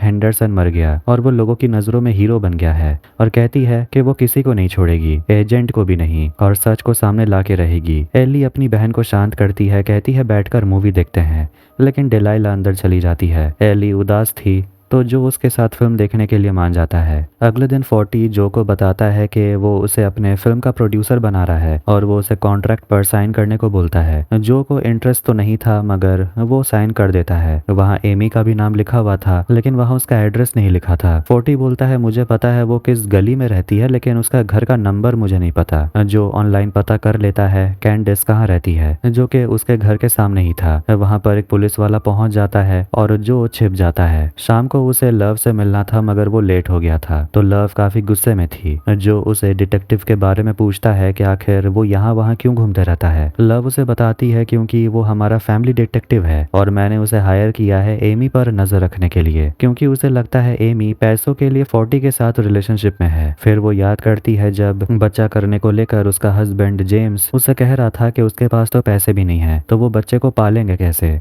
लव कहती है मेरे पेरेंट्स के पास पैसे हैं। जेम्स मना करता है। फिर वो जो से कह देती है कि कल मैं डिटेक्टिव से कह दूंगी एमी का पीछा ना करे, मुझे पता है ये थोड़ा ज्यादा हो गया था। अगले दिन कैंडिस जो के घर पहुंच जाती है और उसके घर के अंदर झांकने लगती है। डेलाइला उसे देख लेती है और वो बताती है मेरा नाम एमी है और मैं विल से मिलने के लिए आई हूँ। डेलाइला याद करती है कि वो उसे एंडरसन के फ्यूनरल में भी देखी थी। वो उसे पूछती है क्या तुम उसे जानती थी? एमी कहती है फोर्टी जानता था लेकिन मुझे वो इंसान पसंद नहीं। वो कहती है कि विल मेरा एक्स बॉयफ्रेंड था और उसके पास मेरे ईयररिंग्स रह गए हैं, मैं वही लेने के लिए आई हूँ। डेलाइला कमरे के अंदर जाती है और एमी बड़े ही चालाकी से अंदर से खिड़की खोल देती है। डेलाइला को कोई ईयररिंग्स नहीं मिले तो वो दरवाजा बंद करके चले जाते हैं। डिटेक्टिव्स एमी पर नजर रखे हुए थे, तभी उसे लव कॉल करके बता देती है कि एमी का पीछा करना बंद कर दो। मगर डिटेक्टिव उसे कहता है कि मुझे कुछ पता चला है जो मैं आपको बताना चाहता हूँ। शाम को जो घर वापस आता है तो एली उसे कहती है तुम्हारी एक्स गर्लफ्रेंड्स ईयररिंग्स ढूंढने के लिए आई थी। जो समझ जाता है वो कैंडिस थी। फिर वो ये देख करके कि कैंडिस आज रात अपने घर पे नहीं रहेगी, वो उसी रात उसके घर के अंदर चला जाता है मगर कोई उस पर हमला कर देता है।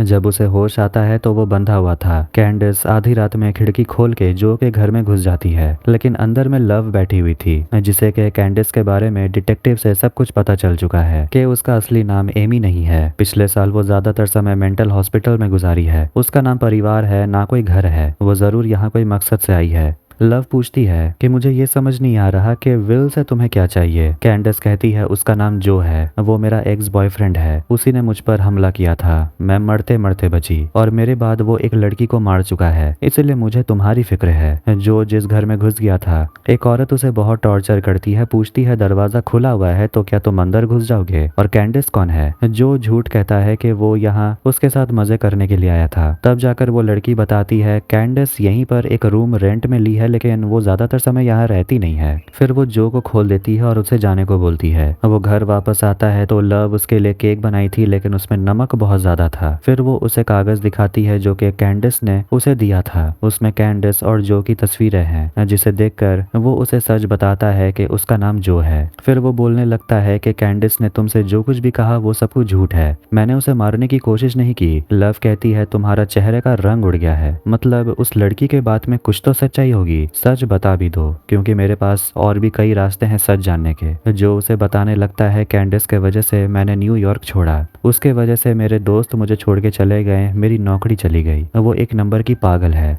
लव पूछती है उस दूसरी लड़की का क्या हुआ जो मर गई थी। जो झूठ कहता है कि मैं तो बस उसके साथ एक बार डेट पे गया था, उससे फिर मैं मिला भी नहीं। कुछ महीनों के बाद पता चला कि वो लड़की मर गई, उसके बाद मैं तुमसे मिला, मैंने तुमसे सच नहीं बताया क्योंकि मैं डर गया था। लव कह देती है कैंडिस अब जा चुकी है। फिर दोनों एक दूसरे को किस कर लेते हैं और लव कहती है कि मेरे लिए ये सब करना बहुत मुश्किल है। फिर वो वहां से चली जाती है। फ्लैशबैक देखते हैं जेम्स को एक जानलेवा बीमारी हो गई थी और वो 2 महीनों से ये बात लव को नहीं बताया था और इसी बात से वो नाराज थी। जेम्स नहीं चाहता था कि लव डर जाए। दोनों गले लगते हैं और 40 को भी पता चल चुका है जो का सच और जो काम छोड़कर जाने वाला था। 40 उसे कहता है कि तुम्हें जॉब छोड़ने की जरूरत नहीं है, हमें पता है तुम बहुत बड़े झूठे इंसान हो लेकिन इसके लिए तुम्हें 2 बार सजा नहीं मिलनी चाहिए, तुम यहाँ काम कर सकते हो। तुम यहाँ नई आइडेंटिटी के साथ रह रहे थे लेकिन फिर भी तुम हमारे लिए बहुत रियल थे। जो सोचने लगता है 40 इतना भी बुरा इंसान नहीं है। इसके बाद वो डेलाइला से मिलने जाता है और वो हेंडरसन वाले केस पर काम कर रही थी और उसमें जो का भी नाम था। डेलाइला किसी तरह हेंडरसन का सच बाहर लाना चाहती है क्योंकि वो अंदर अंदर घुट रही है। डेलाइला इमोशनल होकर उसे गले लगा लेती है और उसे किस कर लेती है। मजे करने के बाद जो उसे समझाता है कि तुम्हें हेंडरसन का सच बाहर लाने के बजाय अपना सच लोगों को बताना चाहिए।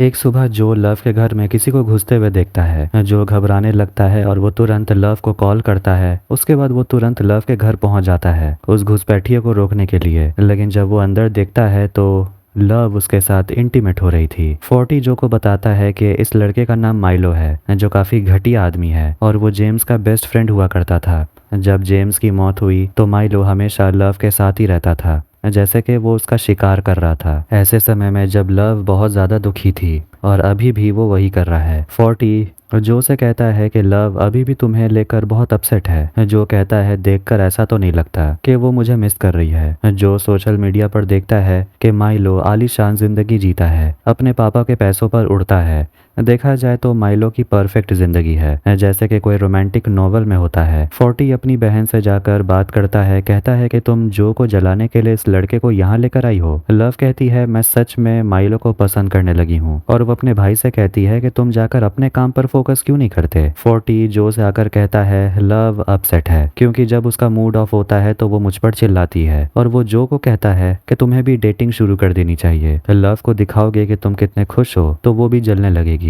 40 जो के लिए डेटिंग ऐप पर प्रोफाइल बनाता है। इधर घर पे लव का फोटो देखते वक्त वो गलती से फोटो को लाइक कर देता है। तभी वहाँ पर एली आती है और वो उसे कहती है मेरी बहन को छोड़कर किसी और को ढूंढ नहीं सकते। डिलाइला वहाँ पर आती है और जो से कहती है देख रही हूँ कि आजकल तुम मुझे इग्नोर कर रहे हो। उस दिन के बाद से ऐसा करने की जरूरत नहीं है, बस किराया टाइम पे दे देना, तुम काफी लेट हो गए हो। जो वहां से चला जाता है। एली अपनी बहन से कहती है कि जो अच्छा लड़का है, लेकिन मुझे पता है कि कुछ समय के बाद हम लोग यहाँ से चले जाएंगे या वो वहाँ से चला जाएगा, फिर हमें बुरा लगेगा। एक समय के लिए हमारी लाइफ सिंपल नहीं हो सकती। डिलाइला कहती है ठीक है, कोई गड़बड़ी नहीं होगी। अगले दिन से जो डेट्स पर जाने लगता है, लेकिन उसे कोई भी लड़की पसंद नहीं आती। जो अपने प्रोफाइल पर फोटो लगातार पोस्ट कर रहा था और उसे पता है कि लव ये सब कुछ देखती है और वो अंदर से जल भी रही है। माइलो वहाँ आता है और लव को एक गिफ्ट देता है। जो कचरा फेंकने के लिए जा रहा था और वो माइलो की बातें सुन रहा था। जो कहता है कि उसे अगले हफ्ते बाली जाना है और वो 10 महीने वहीं रहेगा, मगर वो कहता है कि उसके और लव के बीच में जो शुरू हुआ है उसे वो खत्म नहीं करना चाहता, इसलिए वो बाली नहीं जाएगा। कुछ समय के बाद जब जो काम कर रहा था, लव उससे मिलने के लिए आती है। उसे पूछती है सुना है तुम वापस से ऑनलाइन डेटिंग कर रहे हो। 40 ने बताया। कहती है तुमने बहुत अच्छा किया, बस मुझे जानना है कि तुम अपना कौन सा नाम यूज करते हो, जो या विल। जो कहता है विल, तो लव वहां से चली जाती है। तब जाकर जो को समझ आता है कि लव ये सबसे जेलस नहीं है, उसे तो बहुत ज्यादा घिन आ रही है। अगली सुबह जो माइलो के पीछे जाता है जब वो सुबह रनिंग पे निकला था। जो को वहां पर गेब मिल जाता है। जो उसे देखकर घबरा गया था और कहता है कि मैं तो यहाँ पर हाइकिंग के लिए आया था। गेब उसे कहता है झूठ बोलना बंद भी करो, मैं झूठ बहुत जल्दी पकड़ लेता हूँ और लव को झूठे इंसान बिल्कुल भी नहीं पसंद। लेकिन इसके बावजूद मैंने कभी लव को किसी और के बारे में इस तरह बातें करते हुए नहीं देखा जैसे वो तुम्हारे लिए बात करती है, जेम्स के लिए भी नहीं। इसीलिए लगता है तुम स्पेशल हो और उम्मीद अभी भी बाकी है। उसे नहीं पसंद तुम ऑनलाइन डेटिंग कर रहे हो। तुम्हें पता है कि लव को माइलो क्यों पसंद है? क्योंकि उसने खुद पर काम किया है। टूटे हुए लोग साथ आते हैं और हेल्दी लोगों की तरफ अट्रैक्ट होते हैं। गेब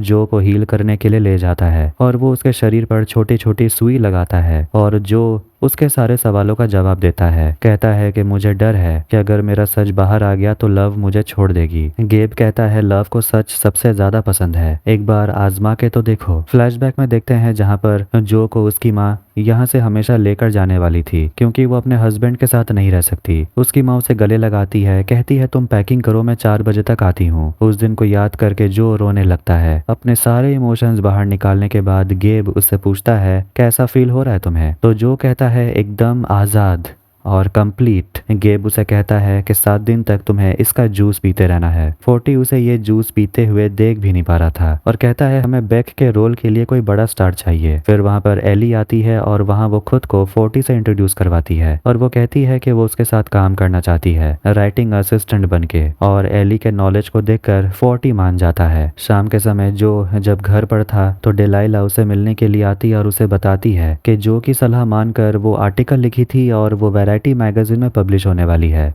जिससे कि वो काफी खुश है। जूस पी कर जो को काफी अजीब लग रहा था और वो अचानक से डिलाइला के ऊपर उल्टी कर देता है और बेहोश हो जाता है। माइलो लव को बताता है कि वो बाली नहीं जाने वाला और वो लव के घर के पास ही कहीं शिफ्ट हो रहा है। लव नए रिलेशनशिप को स्टार्ट करने से थोड़ा डर रही थी, क्योंकि वो जानती है कि अगर वो रिलेशनशिप में आएगी तो माइलो को सिर्फ लव नहीं बल्कि उसके पीछे जितने भी लोग हैं सबको संभालना पड़ेगा, जैसे कि 40 जो कि फिलहाल अपनी मूवी में काम कर रहा है और लव को लगता है कि उसकी ये फिल्म बहुत बुरी पिटेगी। लेकिन ये बात वो अपने भाई को उसके मुंह पर तो बोल नहीं सकती। जो को जब होश आता है तो डेलाइला उसे बताती है कि तुमने मेरे फेवरेट टॉप पर उल्टी कर दी और तुम्हें अब ये जूस पीना बंद कर देना चाहिए, इसलिए मैंने बर्गर और शेक्स ऑर्डर की है। इसके बाद वो जो को अपना आर्टिकल दिखाती है जिसे पढ़कर जो कहता है कि इसे पढ़ना तो बहुत ज्यादा मुश्किल है। डेलाइला उसे पूछती है कि आखिर तुम ये पत्ते वाले जूस क्यों पी रहे हो? तो जो कहता है क्योंकि मैं खुद को क्लेंस करना चाहता हूँ। तो डेलाइला कहती है कि ये सारी चीजें टूटे हुए लोगों पर असर नहीं करते,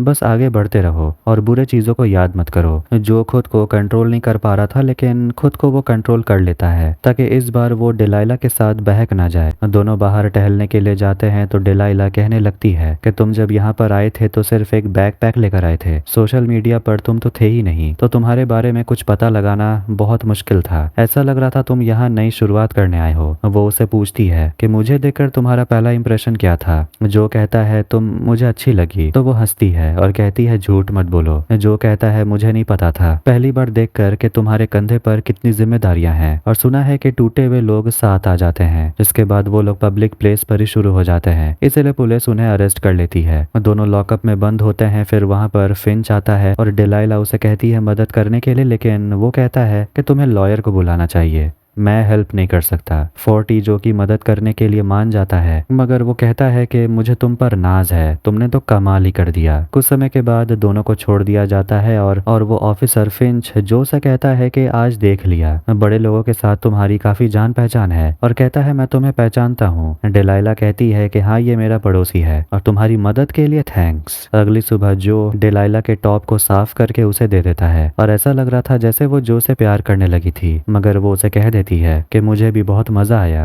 लेकिन आगे से हम ऐसा नहीं करेंगे। वो उसे गले लगाती है, तभी वहां पर एली आ जाती है और चिल्लाने लगती है कि आखिर तुम लोग एक साथ कर क्या रहे हो? स्टोर पर माइलो लव के लिए रोज लेकर पहुंच जाता है मगर फोर्टी और जो जानते हैं कि लव को रोज नहीं पसंद। फोर्टी माइलो को बिल्कुल भी पसंद नहीं करता और वो उसे हमेशा ताना मारते ही रहता है। बोलता है कि देखता हूँ कि अगली बार तुम लव के लिए क्या लेकर आते हो। मगर माइलो उसे कह देता है कि तुम अपनी बहन को परेशान करना बंद क्यों नहीं करते, और मैं लंबे समय के लिए यहाँ से जाने वाला नहीं हूँ, तो मेरी आदत डाल लो। इसके बाद दोनों में बहस शुरू हो जाती है और गुस्से में माइलो फोर्टी के चेहरे पर मुक्का मार देता है। लव गुस्से में माइलो से कहती है यहाँ से निकल जाओ। माइलो लव पर चिल्लाने लगता है तो जो उसे कहता है निकलने के लिए, और जो खुद को काफी ज्यादा शांत रखने की कोशिश करता है। फिंच डेलाइला को कॉल करता है और उसे कहता है मुझे याद आ गया, तुम्हारे दोस्त को मैंने कहाँ देखा था, मैंने उसे कचरा फेंकते हुए देखा था और उसमें काफी महंगा हेडफोन था और वो हेडफोन जो खरीद भी नहीं सकता, और उसी रात हेंडरसन का मर्डर भी हुआ था। ऐसे आदमी जिसके पास इतने पैसे नहीं है, आखिर वो आधी रात में $600 का हेडफोन कचरे में क्यों फेंकेगा? और उसी रात हेंडरसन का मर्डर भी हुआ। डेलाइला उसे कहती है तुम बहुत ज्यादा दिमाग चला रहे हो। डेलाइला फोन कट कर देती है लेकिन वो बीते कुछ दिनों को याद करने लगती है, जैसे कि उस एनवलप के बारे में जो को पहले से पता था, और वो एक वीडियो भी देखती है जिसमें कि हेंडरसन के पार्टी में जो भी था। इसके बाद वो जो के कमरे में घुस जाती है और वहां उसे टेलीस्कोप और काफी अजीब चीजें मिलती हैं। वो पेंटिंग देखने वाली थी लेकिन तभी वहां पर उसे स्टोरेज यूनिट का चाबी मिल जाता है। लव दोनों पर चिल्लाती है, कहती है तुम दोनों को ज्यादा मर्द बनने की जरूरत नहीं है, मैं अपनी देखभाल खुद कर सकती हूँ। फोर्टी अपनी बहन से कहता है कि तुम ज्यादा भोली बनने की कोशिश मत करो, तुमने मेरी गर्लफ्रेंड के पीछे 2 डिटेक्टिव लगाए थे। फिर वो दोनों लव से माफी मांगते हैं और लव जो को उसके असली नाम से पुकारती है। जो को काफी अच्छा लगता है। डेलाइला स्टोरेज यूनिट पहुंच जाती है और उसे वहां पर कांच वाला पिंजरा मिलता है। वो वहां फोटो क्लिक करने लगती है और एक बॉक्स के अंदर उसे अंडरगारमेंट, फोन और भी अजीब चीजें मिल जाती हैं। वो डर के मारे फिंच को वॉइसमेल भेजती है और जैसी वो निकलने वाली थी तो जो उसे अंदर बंद कर देता है और उसे कहता है कि मैंने अपने घर पे कैमरा लगाए थे, मैंने सोचा था कि आज तुम्हें मैं डिनर पे लेके जाऊंगा लेकिन तुमने सब कुछ खत्म कर दिया। डेलाइला कहती है कि मैं जोर से चिल्लाऊंगी। जो कहता है ये जगह साउंड प्रूफ है। डेलाइला कहती है एली के बारे में सोचो, वो अकेली रह जाएगी। फ्लैशबैक में देखते हैं कि जब जो की माँ वापस लौटती है तो वो अपने साथ एक और आदमी को लेके आई थी और वो जो को अपने साथ चलने को बोलती है। डेलाइला पिंजड़े के अंदर बंद होती है। जो उसे कहता है कि मैं तुम्हें कुछ नहीं करूंगा, बस मुझे कुछ इंतजाम करने हैं, फिर मैं तुम्हें छोड़ दूंगा। डिलाइला भी बाकियों की तरह उसे कहने लगती है कि मैं तुम्हारे बारे में किसी को नहीं बताऊंगी, मेरा यकीन करो। उसका बॉयफ्रेंड फिंच उसे बार बार कॉल कर रहा था, जो उसे बात करने का मौका देता है और डिलाइला उसे अपने जॉब से रिलेटेड कुछ काम देती है और वो डिलाइला को डेट पर ले जाना चाहता था। पूछता है क्या वो आज रात फ्री है, लेकिन डिलाइला कहती है आज रात मैं ज़रूरी काम पे जाऊंगी, तो बाद में मिलते हैं। जो लॉस एंजलिस को छोड़ने का सोच रहा था और वो अपने लिए टिकट बुक कर रहा था कि तभी वो देखता है कि एली अपनी बहन डिलाइला को मैसेज कर रही थी कि आखिर वो है कहाँ। सुबह में वो डिलाइला के लिए ब्रेकफास्ट लेकर जाता है और वो उसे कहता है कि सिर्फ तुम यहाँ 16 घंटे के लिए बंद रहोगी। वो उसे टाइमर सेट किया हुआ हथकड़ी पहना देगा और जैसे ही जो शहर से निकलेगा यह हथकड़ी अपने आप खुल जाएगा और डिलाइला आज़ाद हो जाएगी। उसे हैंडकफ करने के बाद जो उसके फ़ोन को अनलॉक करता है और एली को मैसेज कर देता है कि वो कुछ समय के लिए घर नहीं आएगी। लव केक बना रही थी और अपने दोस्तों को खिलाती है, मगर लूसी और सनराइज जानते हैं कि जब भी लव अपसेट होती है तो वो बेक करती है और वो उससे पूछती है क्या माइलो से कोई प्रॉब्लम हो गई है, तुम्हें शायद जो को भी एक मौका देना चाहिए। लूसी उसे समझाती है कि अगर तुम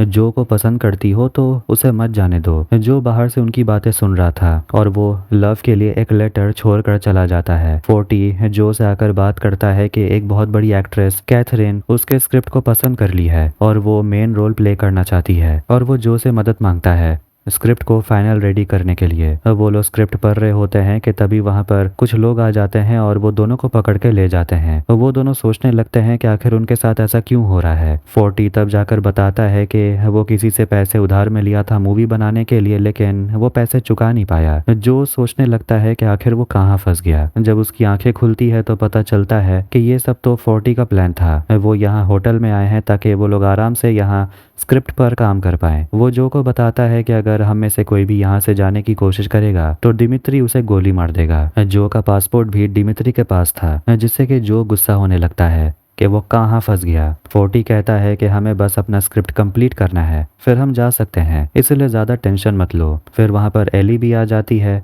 जो कि उनकी राइटिंग असिस्टेंट है। जो परेशान होने लगता है क्योंकि उसने सोचा था कि डिलाइला के आज़ाद होने से पहले वो यहाँ से मैक्सिको निकल लेगा, लेकिन अब तो सिर्फ 14 घंटे ही बचे हैं। लव से उसकी माँ डॉटी मिलती है, कहती है क्या तुम मेरे साथ डिनर पे चलोगी। लव अपनी माँ पर हमेशा गुस्सा ही रहती है। डॉटी अपनी बेटी को समझाती है कि मैं अपने रिश्ते को ठीक करने की कोशिश कर रही हूँ, तुम्हें भी करनी चाहिए। लव रोने लगती है और उसकी माँ उसे संभालती है, कहती है आज रात से एक नई शुरुआत करते हैं, आज रात बहुत मजे करेंगे।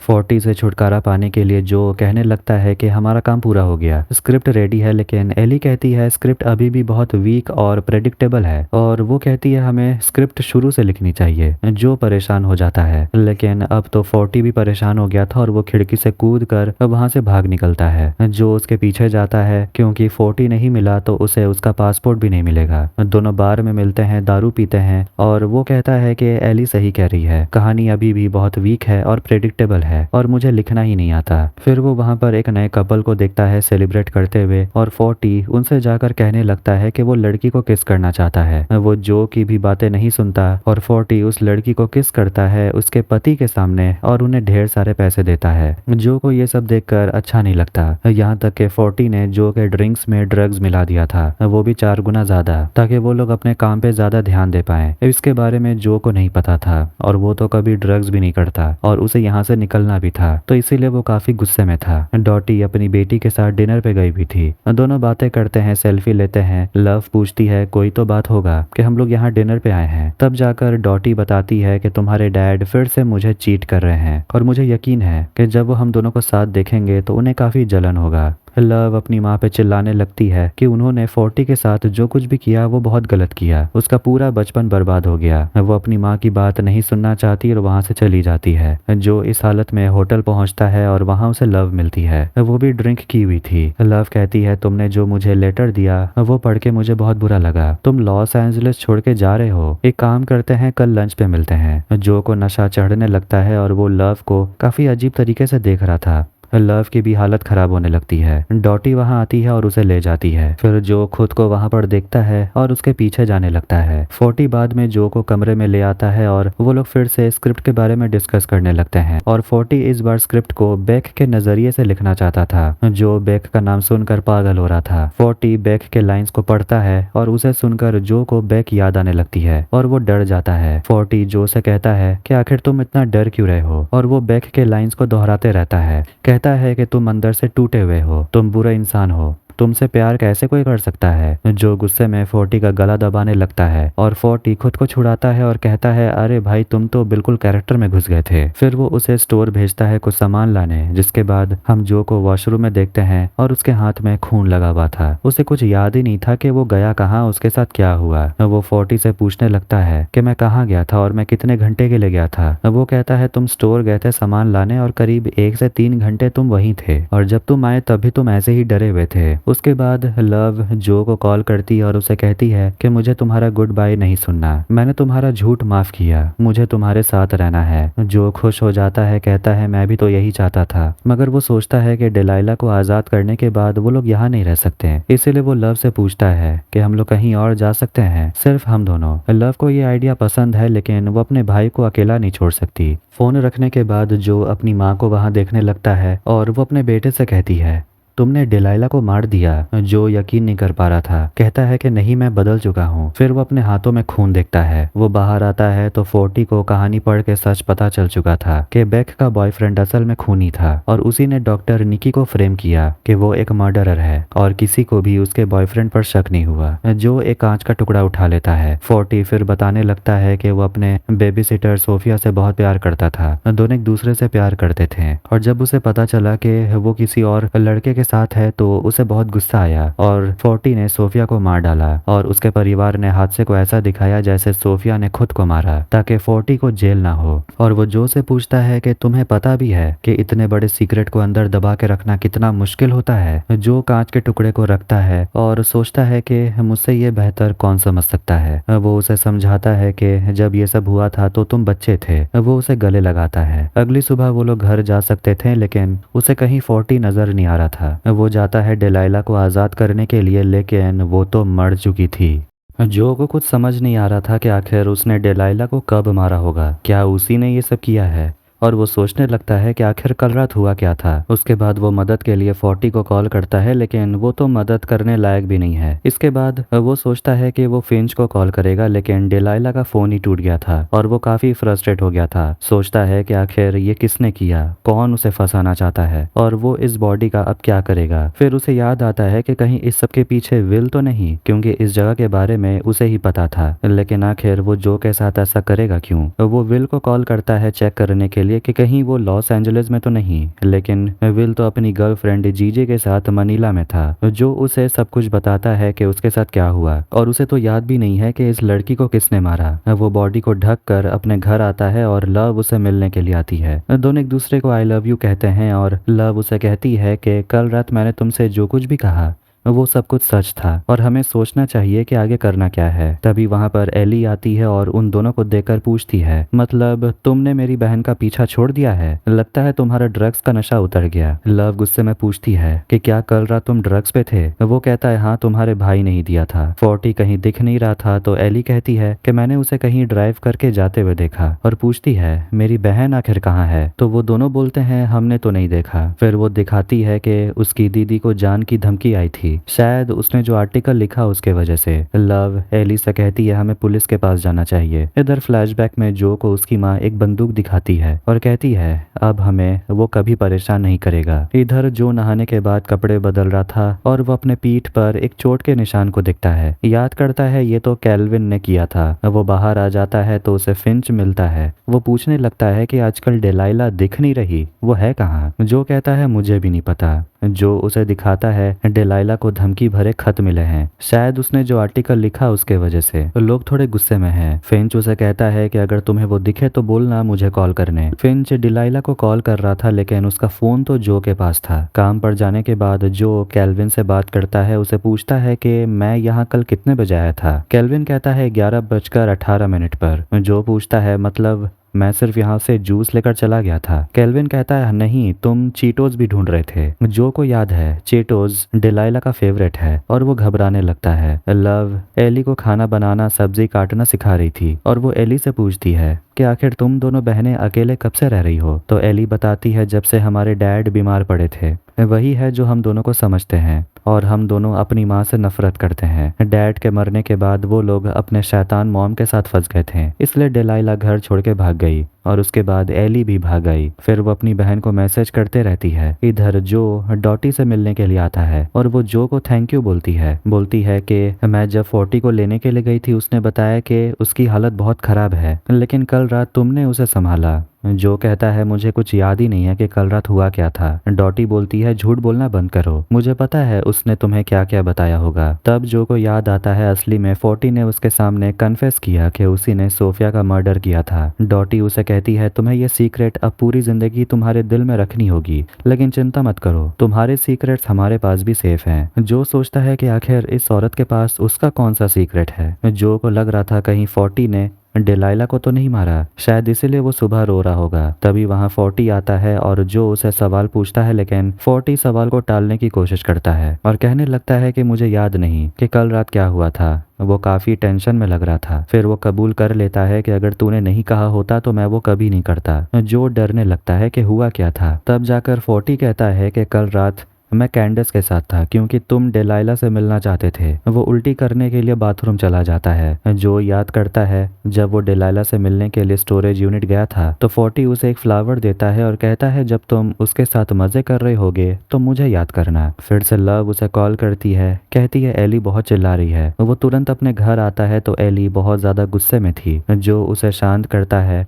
एली उसे पूछती है आखिर मेरी बहन कहाँ चली गई, वो ऐसे कभी नहीं जाती, उसके साथ कुछ तो बुरा हुआ है। जो कहता है ऐसा कुछ भी नहीं है। फिर वो जो के गले रखकर रोने लगती है। जो लव का चेहरा देखता है और सोचता है कि वो जरूर सोच रही होगी कि मैं एक अच्छा इंसान हूँ, लेकिन मैं ऐसा हूँ नहीं। कैंडिस 40 से मिलने के लिए जाती है और वो काफी खुश थी कि वो उसकी जिंदगी में वापस आ गया, लेकिन 40 कहने लगता है कि आखिर जो डिलाइला से मिलने के लिए नहीं गया होता तो मैं तुम्हारे पास आता भी नहीं, और तुम हमेशा उसके बारे में ही बात क्यों करते रहती हो, मुझे भी इस्तेमाल कर रही हो, तुम्हें पैसे मिल गए ना, तुम वापस क्यों आई हो। कैंडिस कहती है मैं तुम सबको प्रोटेक्ट कर रही हूँ, जो ने मुझे जिंदा दफना दिया था। अगर तुमने अपना स्क्रिप्ट पढ़ लिया होता तो तुम्हें समझ आ जाता तुमने केस को सॉल्व कर लिया है। बेक का बॉयफ्रेंड जो है जिसने बेक को मारा और डॉक्टर निकी को फ्रेम किया। 40 यकीन नहीं करता और गुस्से में वहां से वो चली जाती है, लेकिन 40 कहानी को दोबारा से पढ़ने लगता है। कैंडिस डिलाइला से मिलने के लिए जाती है लेकिन कोई दरवाजा नहीं खोलता। फिर वो अपने फोन में से अपने और 40 के फोटोज डिलीट कर रही थी। उसमें के वीडियो मिलता है जिसमें के नशे के हालत में 40 कैंडिस से बात करता है, कहता है वो उसे मिलने आ रहा है और वो जो को फ्लावर देता है, कहता है डिलाइला के साथ मजे करोगे तो ये फ्लावर उसे देना और मुझे याद करना। उसमें वो स्टोरेज यूनिट का एड्रेस देख लेती है। जो जब डिलाइला की बॉडी को ठिकाने ही लगाने वाला था तभी वहां कैंडिस पहुंच जाती है और वो उसकी आंखों में स्प्रे छिड़कती है, कहती है कि अब मैं तुम्हें नहीं छोड़ूंगी, तुम्हारा समय खत्म हुआ। जो कहता है मैंने ये नहीं किया, तो वो उसका फोन मांगती है। लव को भी तुरंत यहाँ आने को बोलती है। फिर वो जो को उसी पिंजरे में बंद कर देती है। फ्लैशबैक में देखते हैं जो के पापा जो की मम्मी को पीट रहे थे, तो गुस्से में जो अपने पापा को मार डालता है। लव तुरंत वहां पहुंचती है और कैंडिस उसे कहती है तुम प्रूफ ढूंढ रही थी, अब सारा सच तुम्हारे सामने है। लव उसे कहती है जो को बाहर निकालो। कैंडिस मना करती है। लव उस पर चिल्लाती है और वो जो से कहती है तुम इसे बताते क्यों नहीं, तुमने डिलाइला को नहीं मारा। जो कहता है ये मैंने ही किया है और ये सब कुछ सच है। मुझे ऐसा लगा कि मैं सही इंसान बन सकता हूँ लेकिन मैं किसी से प्यार नहीं कर सकता, शायद ये गलत था। लव वहां से जाने लगती है। कैंडिस उसके पीछे जाती है। फ्लैशबैक में जो की मम्मी जो से कहती है कि तुम सिर्फ मुझे बचा रहे थे, ये करना जरूरी था, मैं सब कुछ ठीक कर दूंगी, इसके बाद तुम किसी को नुकसान नहीं पहुंचाओगे, ये बस एक बुरा हादसा था। प्रेजेंट में जो केज के अंदर में एक स्पेयर की छुपा के रखा हुआ था, लेकिन इस बार वो खुद को सजा देना चाहता था और वो चाबी को बाहर फेंक देता है। लव उल्टी करने लगती है। कैंडिस उसे संभालने के लिए जाती है लेकिन लव उसको मार डालती है। वो फिर अंदर जाती है। जो उसे पूछता है कैंडिस कहाँ है। लव कहती है मैंने उसे संभाल लिया, तुम्हें अब डरने की जरूरत नहीं।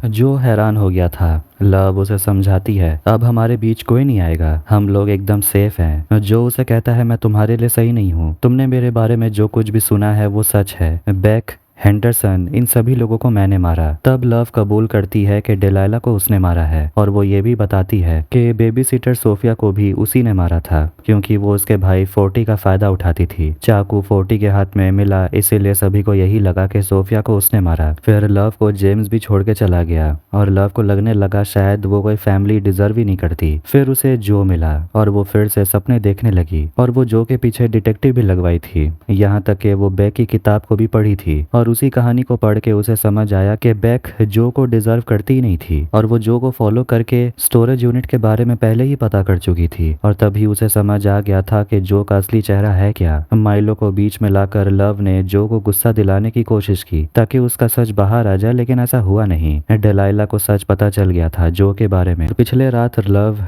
जो का पीछा कर रही थी और वो स्टोरेज यूनिट में चली जाती है डेलाइला से मिलने और वो लव को देखकर चिल्लाने लगती है। कहती है जो पागल हो गया है, उसी ने हेंडरसन को मारा। मैंने उससे कहा था मैं ये सच किसी को नहीं बताऊंगी, लेकिन मैं यहाँ पर फंसी हुई हूँ, मेरी मदद करो, मुझे बाहर निकालो। लेकिन लव डेलाइला को मार डालती है जो को प्रोटेक्ट करने के लिए। लव जो से कहती है तुमने मेरे सामने अपना दिल खोल के रख दिया, हम दोनों सोलमेट्स हैं। जो को ऐसा लग रहा था जैसे वो लव में खुद को देख रहा था, एक साइको को। इधर फिंच एली से मिलने के लिए जाता है और वो लोग डेलाइला के मिसिंग होने को लेकर बात कर रहे थे। लव जो को बताने लगती है कि वो एली को हेंडरसन के मर्डर के केस में फंसाएगी। फिंच एली पर शक करता है क्योंकि उसे पता है जब हेंडरसन का मर्डर हुआ था तब एली उसके घर पे थी। लव बताती है कि वो लोग डेलाइला के लिए एक लेटर प्लांट करेंगे जिससे कि सबको ये लगेगा कि डेलाइला ने खुद को मारा और लोग उसे एक फेमिनिस्ट आइकॉन के तौर पे याद रखेंगे क्योंकि वो हेंडरसन के सच को बाहर लाना चाहती थी। उसके बाद एली छूट जाएगी और ये केस बंद हो जाएगा। ये सब कुछ सुनकर जो चिल्लाने लगता है। उन दोनों के बीच में बहस होती है और लव उसे अंदर ही छोड़कर चली जाती है। अब जो को समझ आता है कि बैक पे क्या गुजरी होगी। एली पुलिस स्टेशन में होती है और वो मदद के लिए फोर्टी को कॉल करती है। कहती है पुलिस वालों ने मुझे पकड़ लिया है और बेल के लिए मुझे तुम्हारी मदद चाहिए, हेंडरसन का कोई मामला है। फोर्टी एली को समझाता है कि मैं एक फैमिली लॉयर को भेजता हूँ, तुम चिंता मत करो। इधर वो खुद जाता है डॉक्टर निकी से मिलने के लिए जो कि जेल में बंद है और वो अपना सजा काट रहा था। यहाँ पर वो अपने मूवी के रिसर्च के लिए आया है।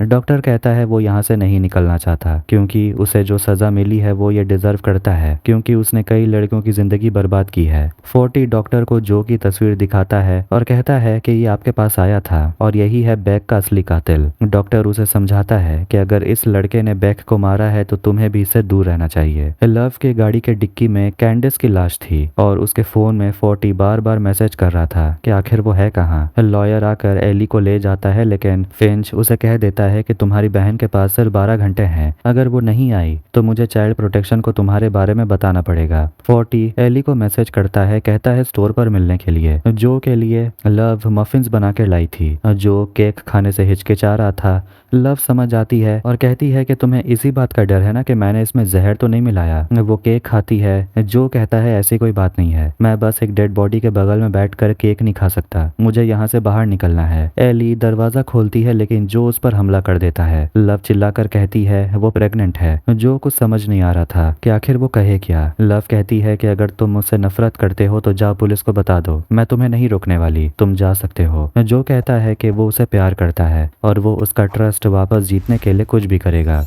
लव उसे अपने दोस्त लूसी और सनराइज के वेडिंग पर चलने को बोलती है। इधर शादी में सभी लोग काफी ज्यादा खुश लग रहे थे। फोर्टी पार्टी में नशा करके आ जाता है। गेब उसे रोकने की बहुत कोशिश करता है लेकिन वो लड़ाई झगड़ा करने लगता है। खैर इधर लूसी और सनराइज की शादी हो जाती है। सभी लोग काफी खुश थे। जो लव से कह देता है कि वो उसे प्यार करता है और वो उसी के साथ रहना चाहता है। फोर्टी एनावरिन स्टोर आता है और केल्विन पर चिल्लाता है, उसे कहता है निकल जाने के लिए। फिर वो जो को मैसेज करता है और उसे कहता है मेरी बहन से दूर रहना, तुम्हारे सच के बारे में मुझे पता चल चुका है। जो एली से मिलता है।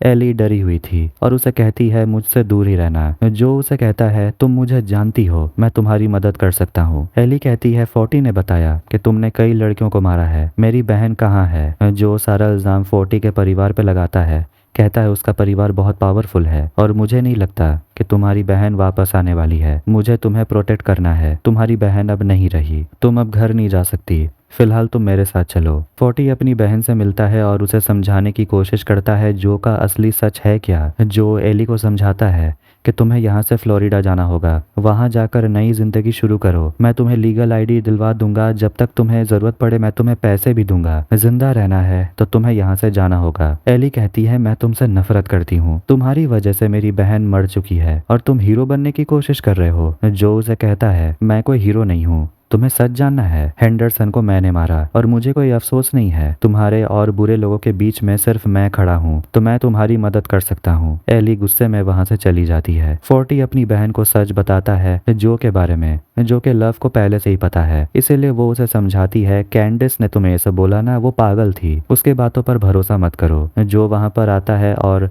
उसके बाद 40 और जो में बहस होने लगती है। 40 बंदूक निकाल लेता है जो को मारने के लिए, क्योंकि वो अपनी बहन को प्रोटेक्ट करना चाहता है। लव अपने भाई को रोकती है, कहती है, अगर तुमने ऐसा किया तो तुम मेरी शक्ल कभी नहीं देखोगे, ना ही मेरे बच्चे की। ये सुनकर वो रुक जाता है और उसे कहता है, तुम इस दुनिया में इस बच्चे को लाना चाहती हो, तुम हम सबसे अलग नहीं हो, तुम बस खुद से झूठ बोल लेती हो, तुम पागल हो अगर तुम सोच रही हो कि तुम अच्छी मॉम बनोगी। 40 जो को घुटने के बल बैठने को बोलता है और उसके सिर पे बंदूक तान देता है, लेकिन तभी वहां पुलिस पहुंच जाती है और फिंच 40 को गोली मार देता है। लव अपने मरे हुए भाई को देखकर रोने लगती है। फिर कहानी शिफ्ट होती है कुछ महीनों के बाद, जहां हम जो को देखते हैं जो कि लव के साथ एक नए जगह पर शिफ्ट हो जाता है। बताया जाता है कि पुलिस 40 पर सारा इल्जाम डाल देती है कि उसी ने हेंडरसन को मारा और इस वजह से ये हेंडरसन वाला केस अब बंद हो चुका है। जो अब बस एक अच्छा बाप बनना चाहता है, क्योंकि उसकी बेटी ये डिजर्व करती है। वो अपने बैकयार्ड में बैठा हुआ था कि तभी वहां पर वो अपनी पड़ोसी को देखता है, एक औरत को,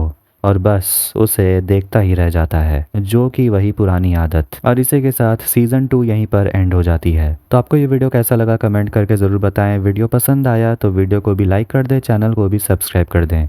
मिलते हैं नेक्स्ट वीडियो में। Take care.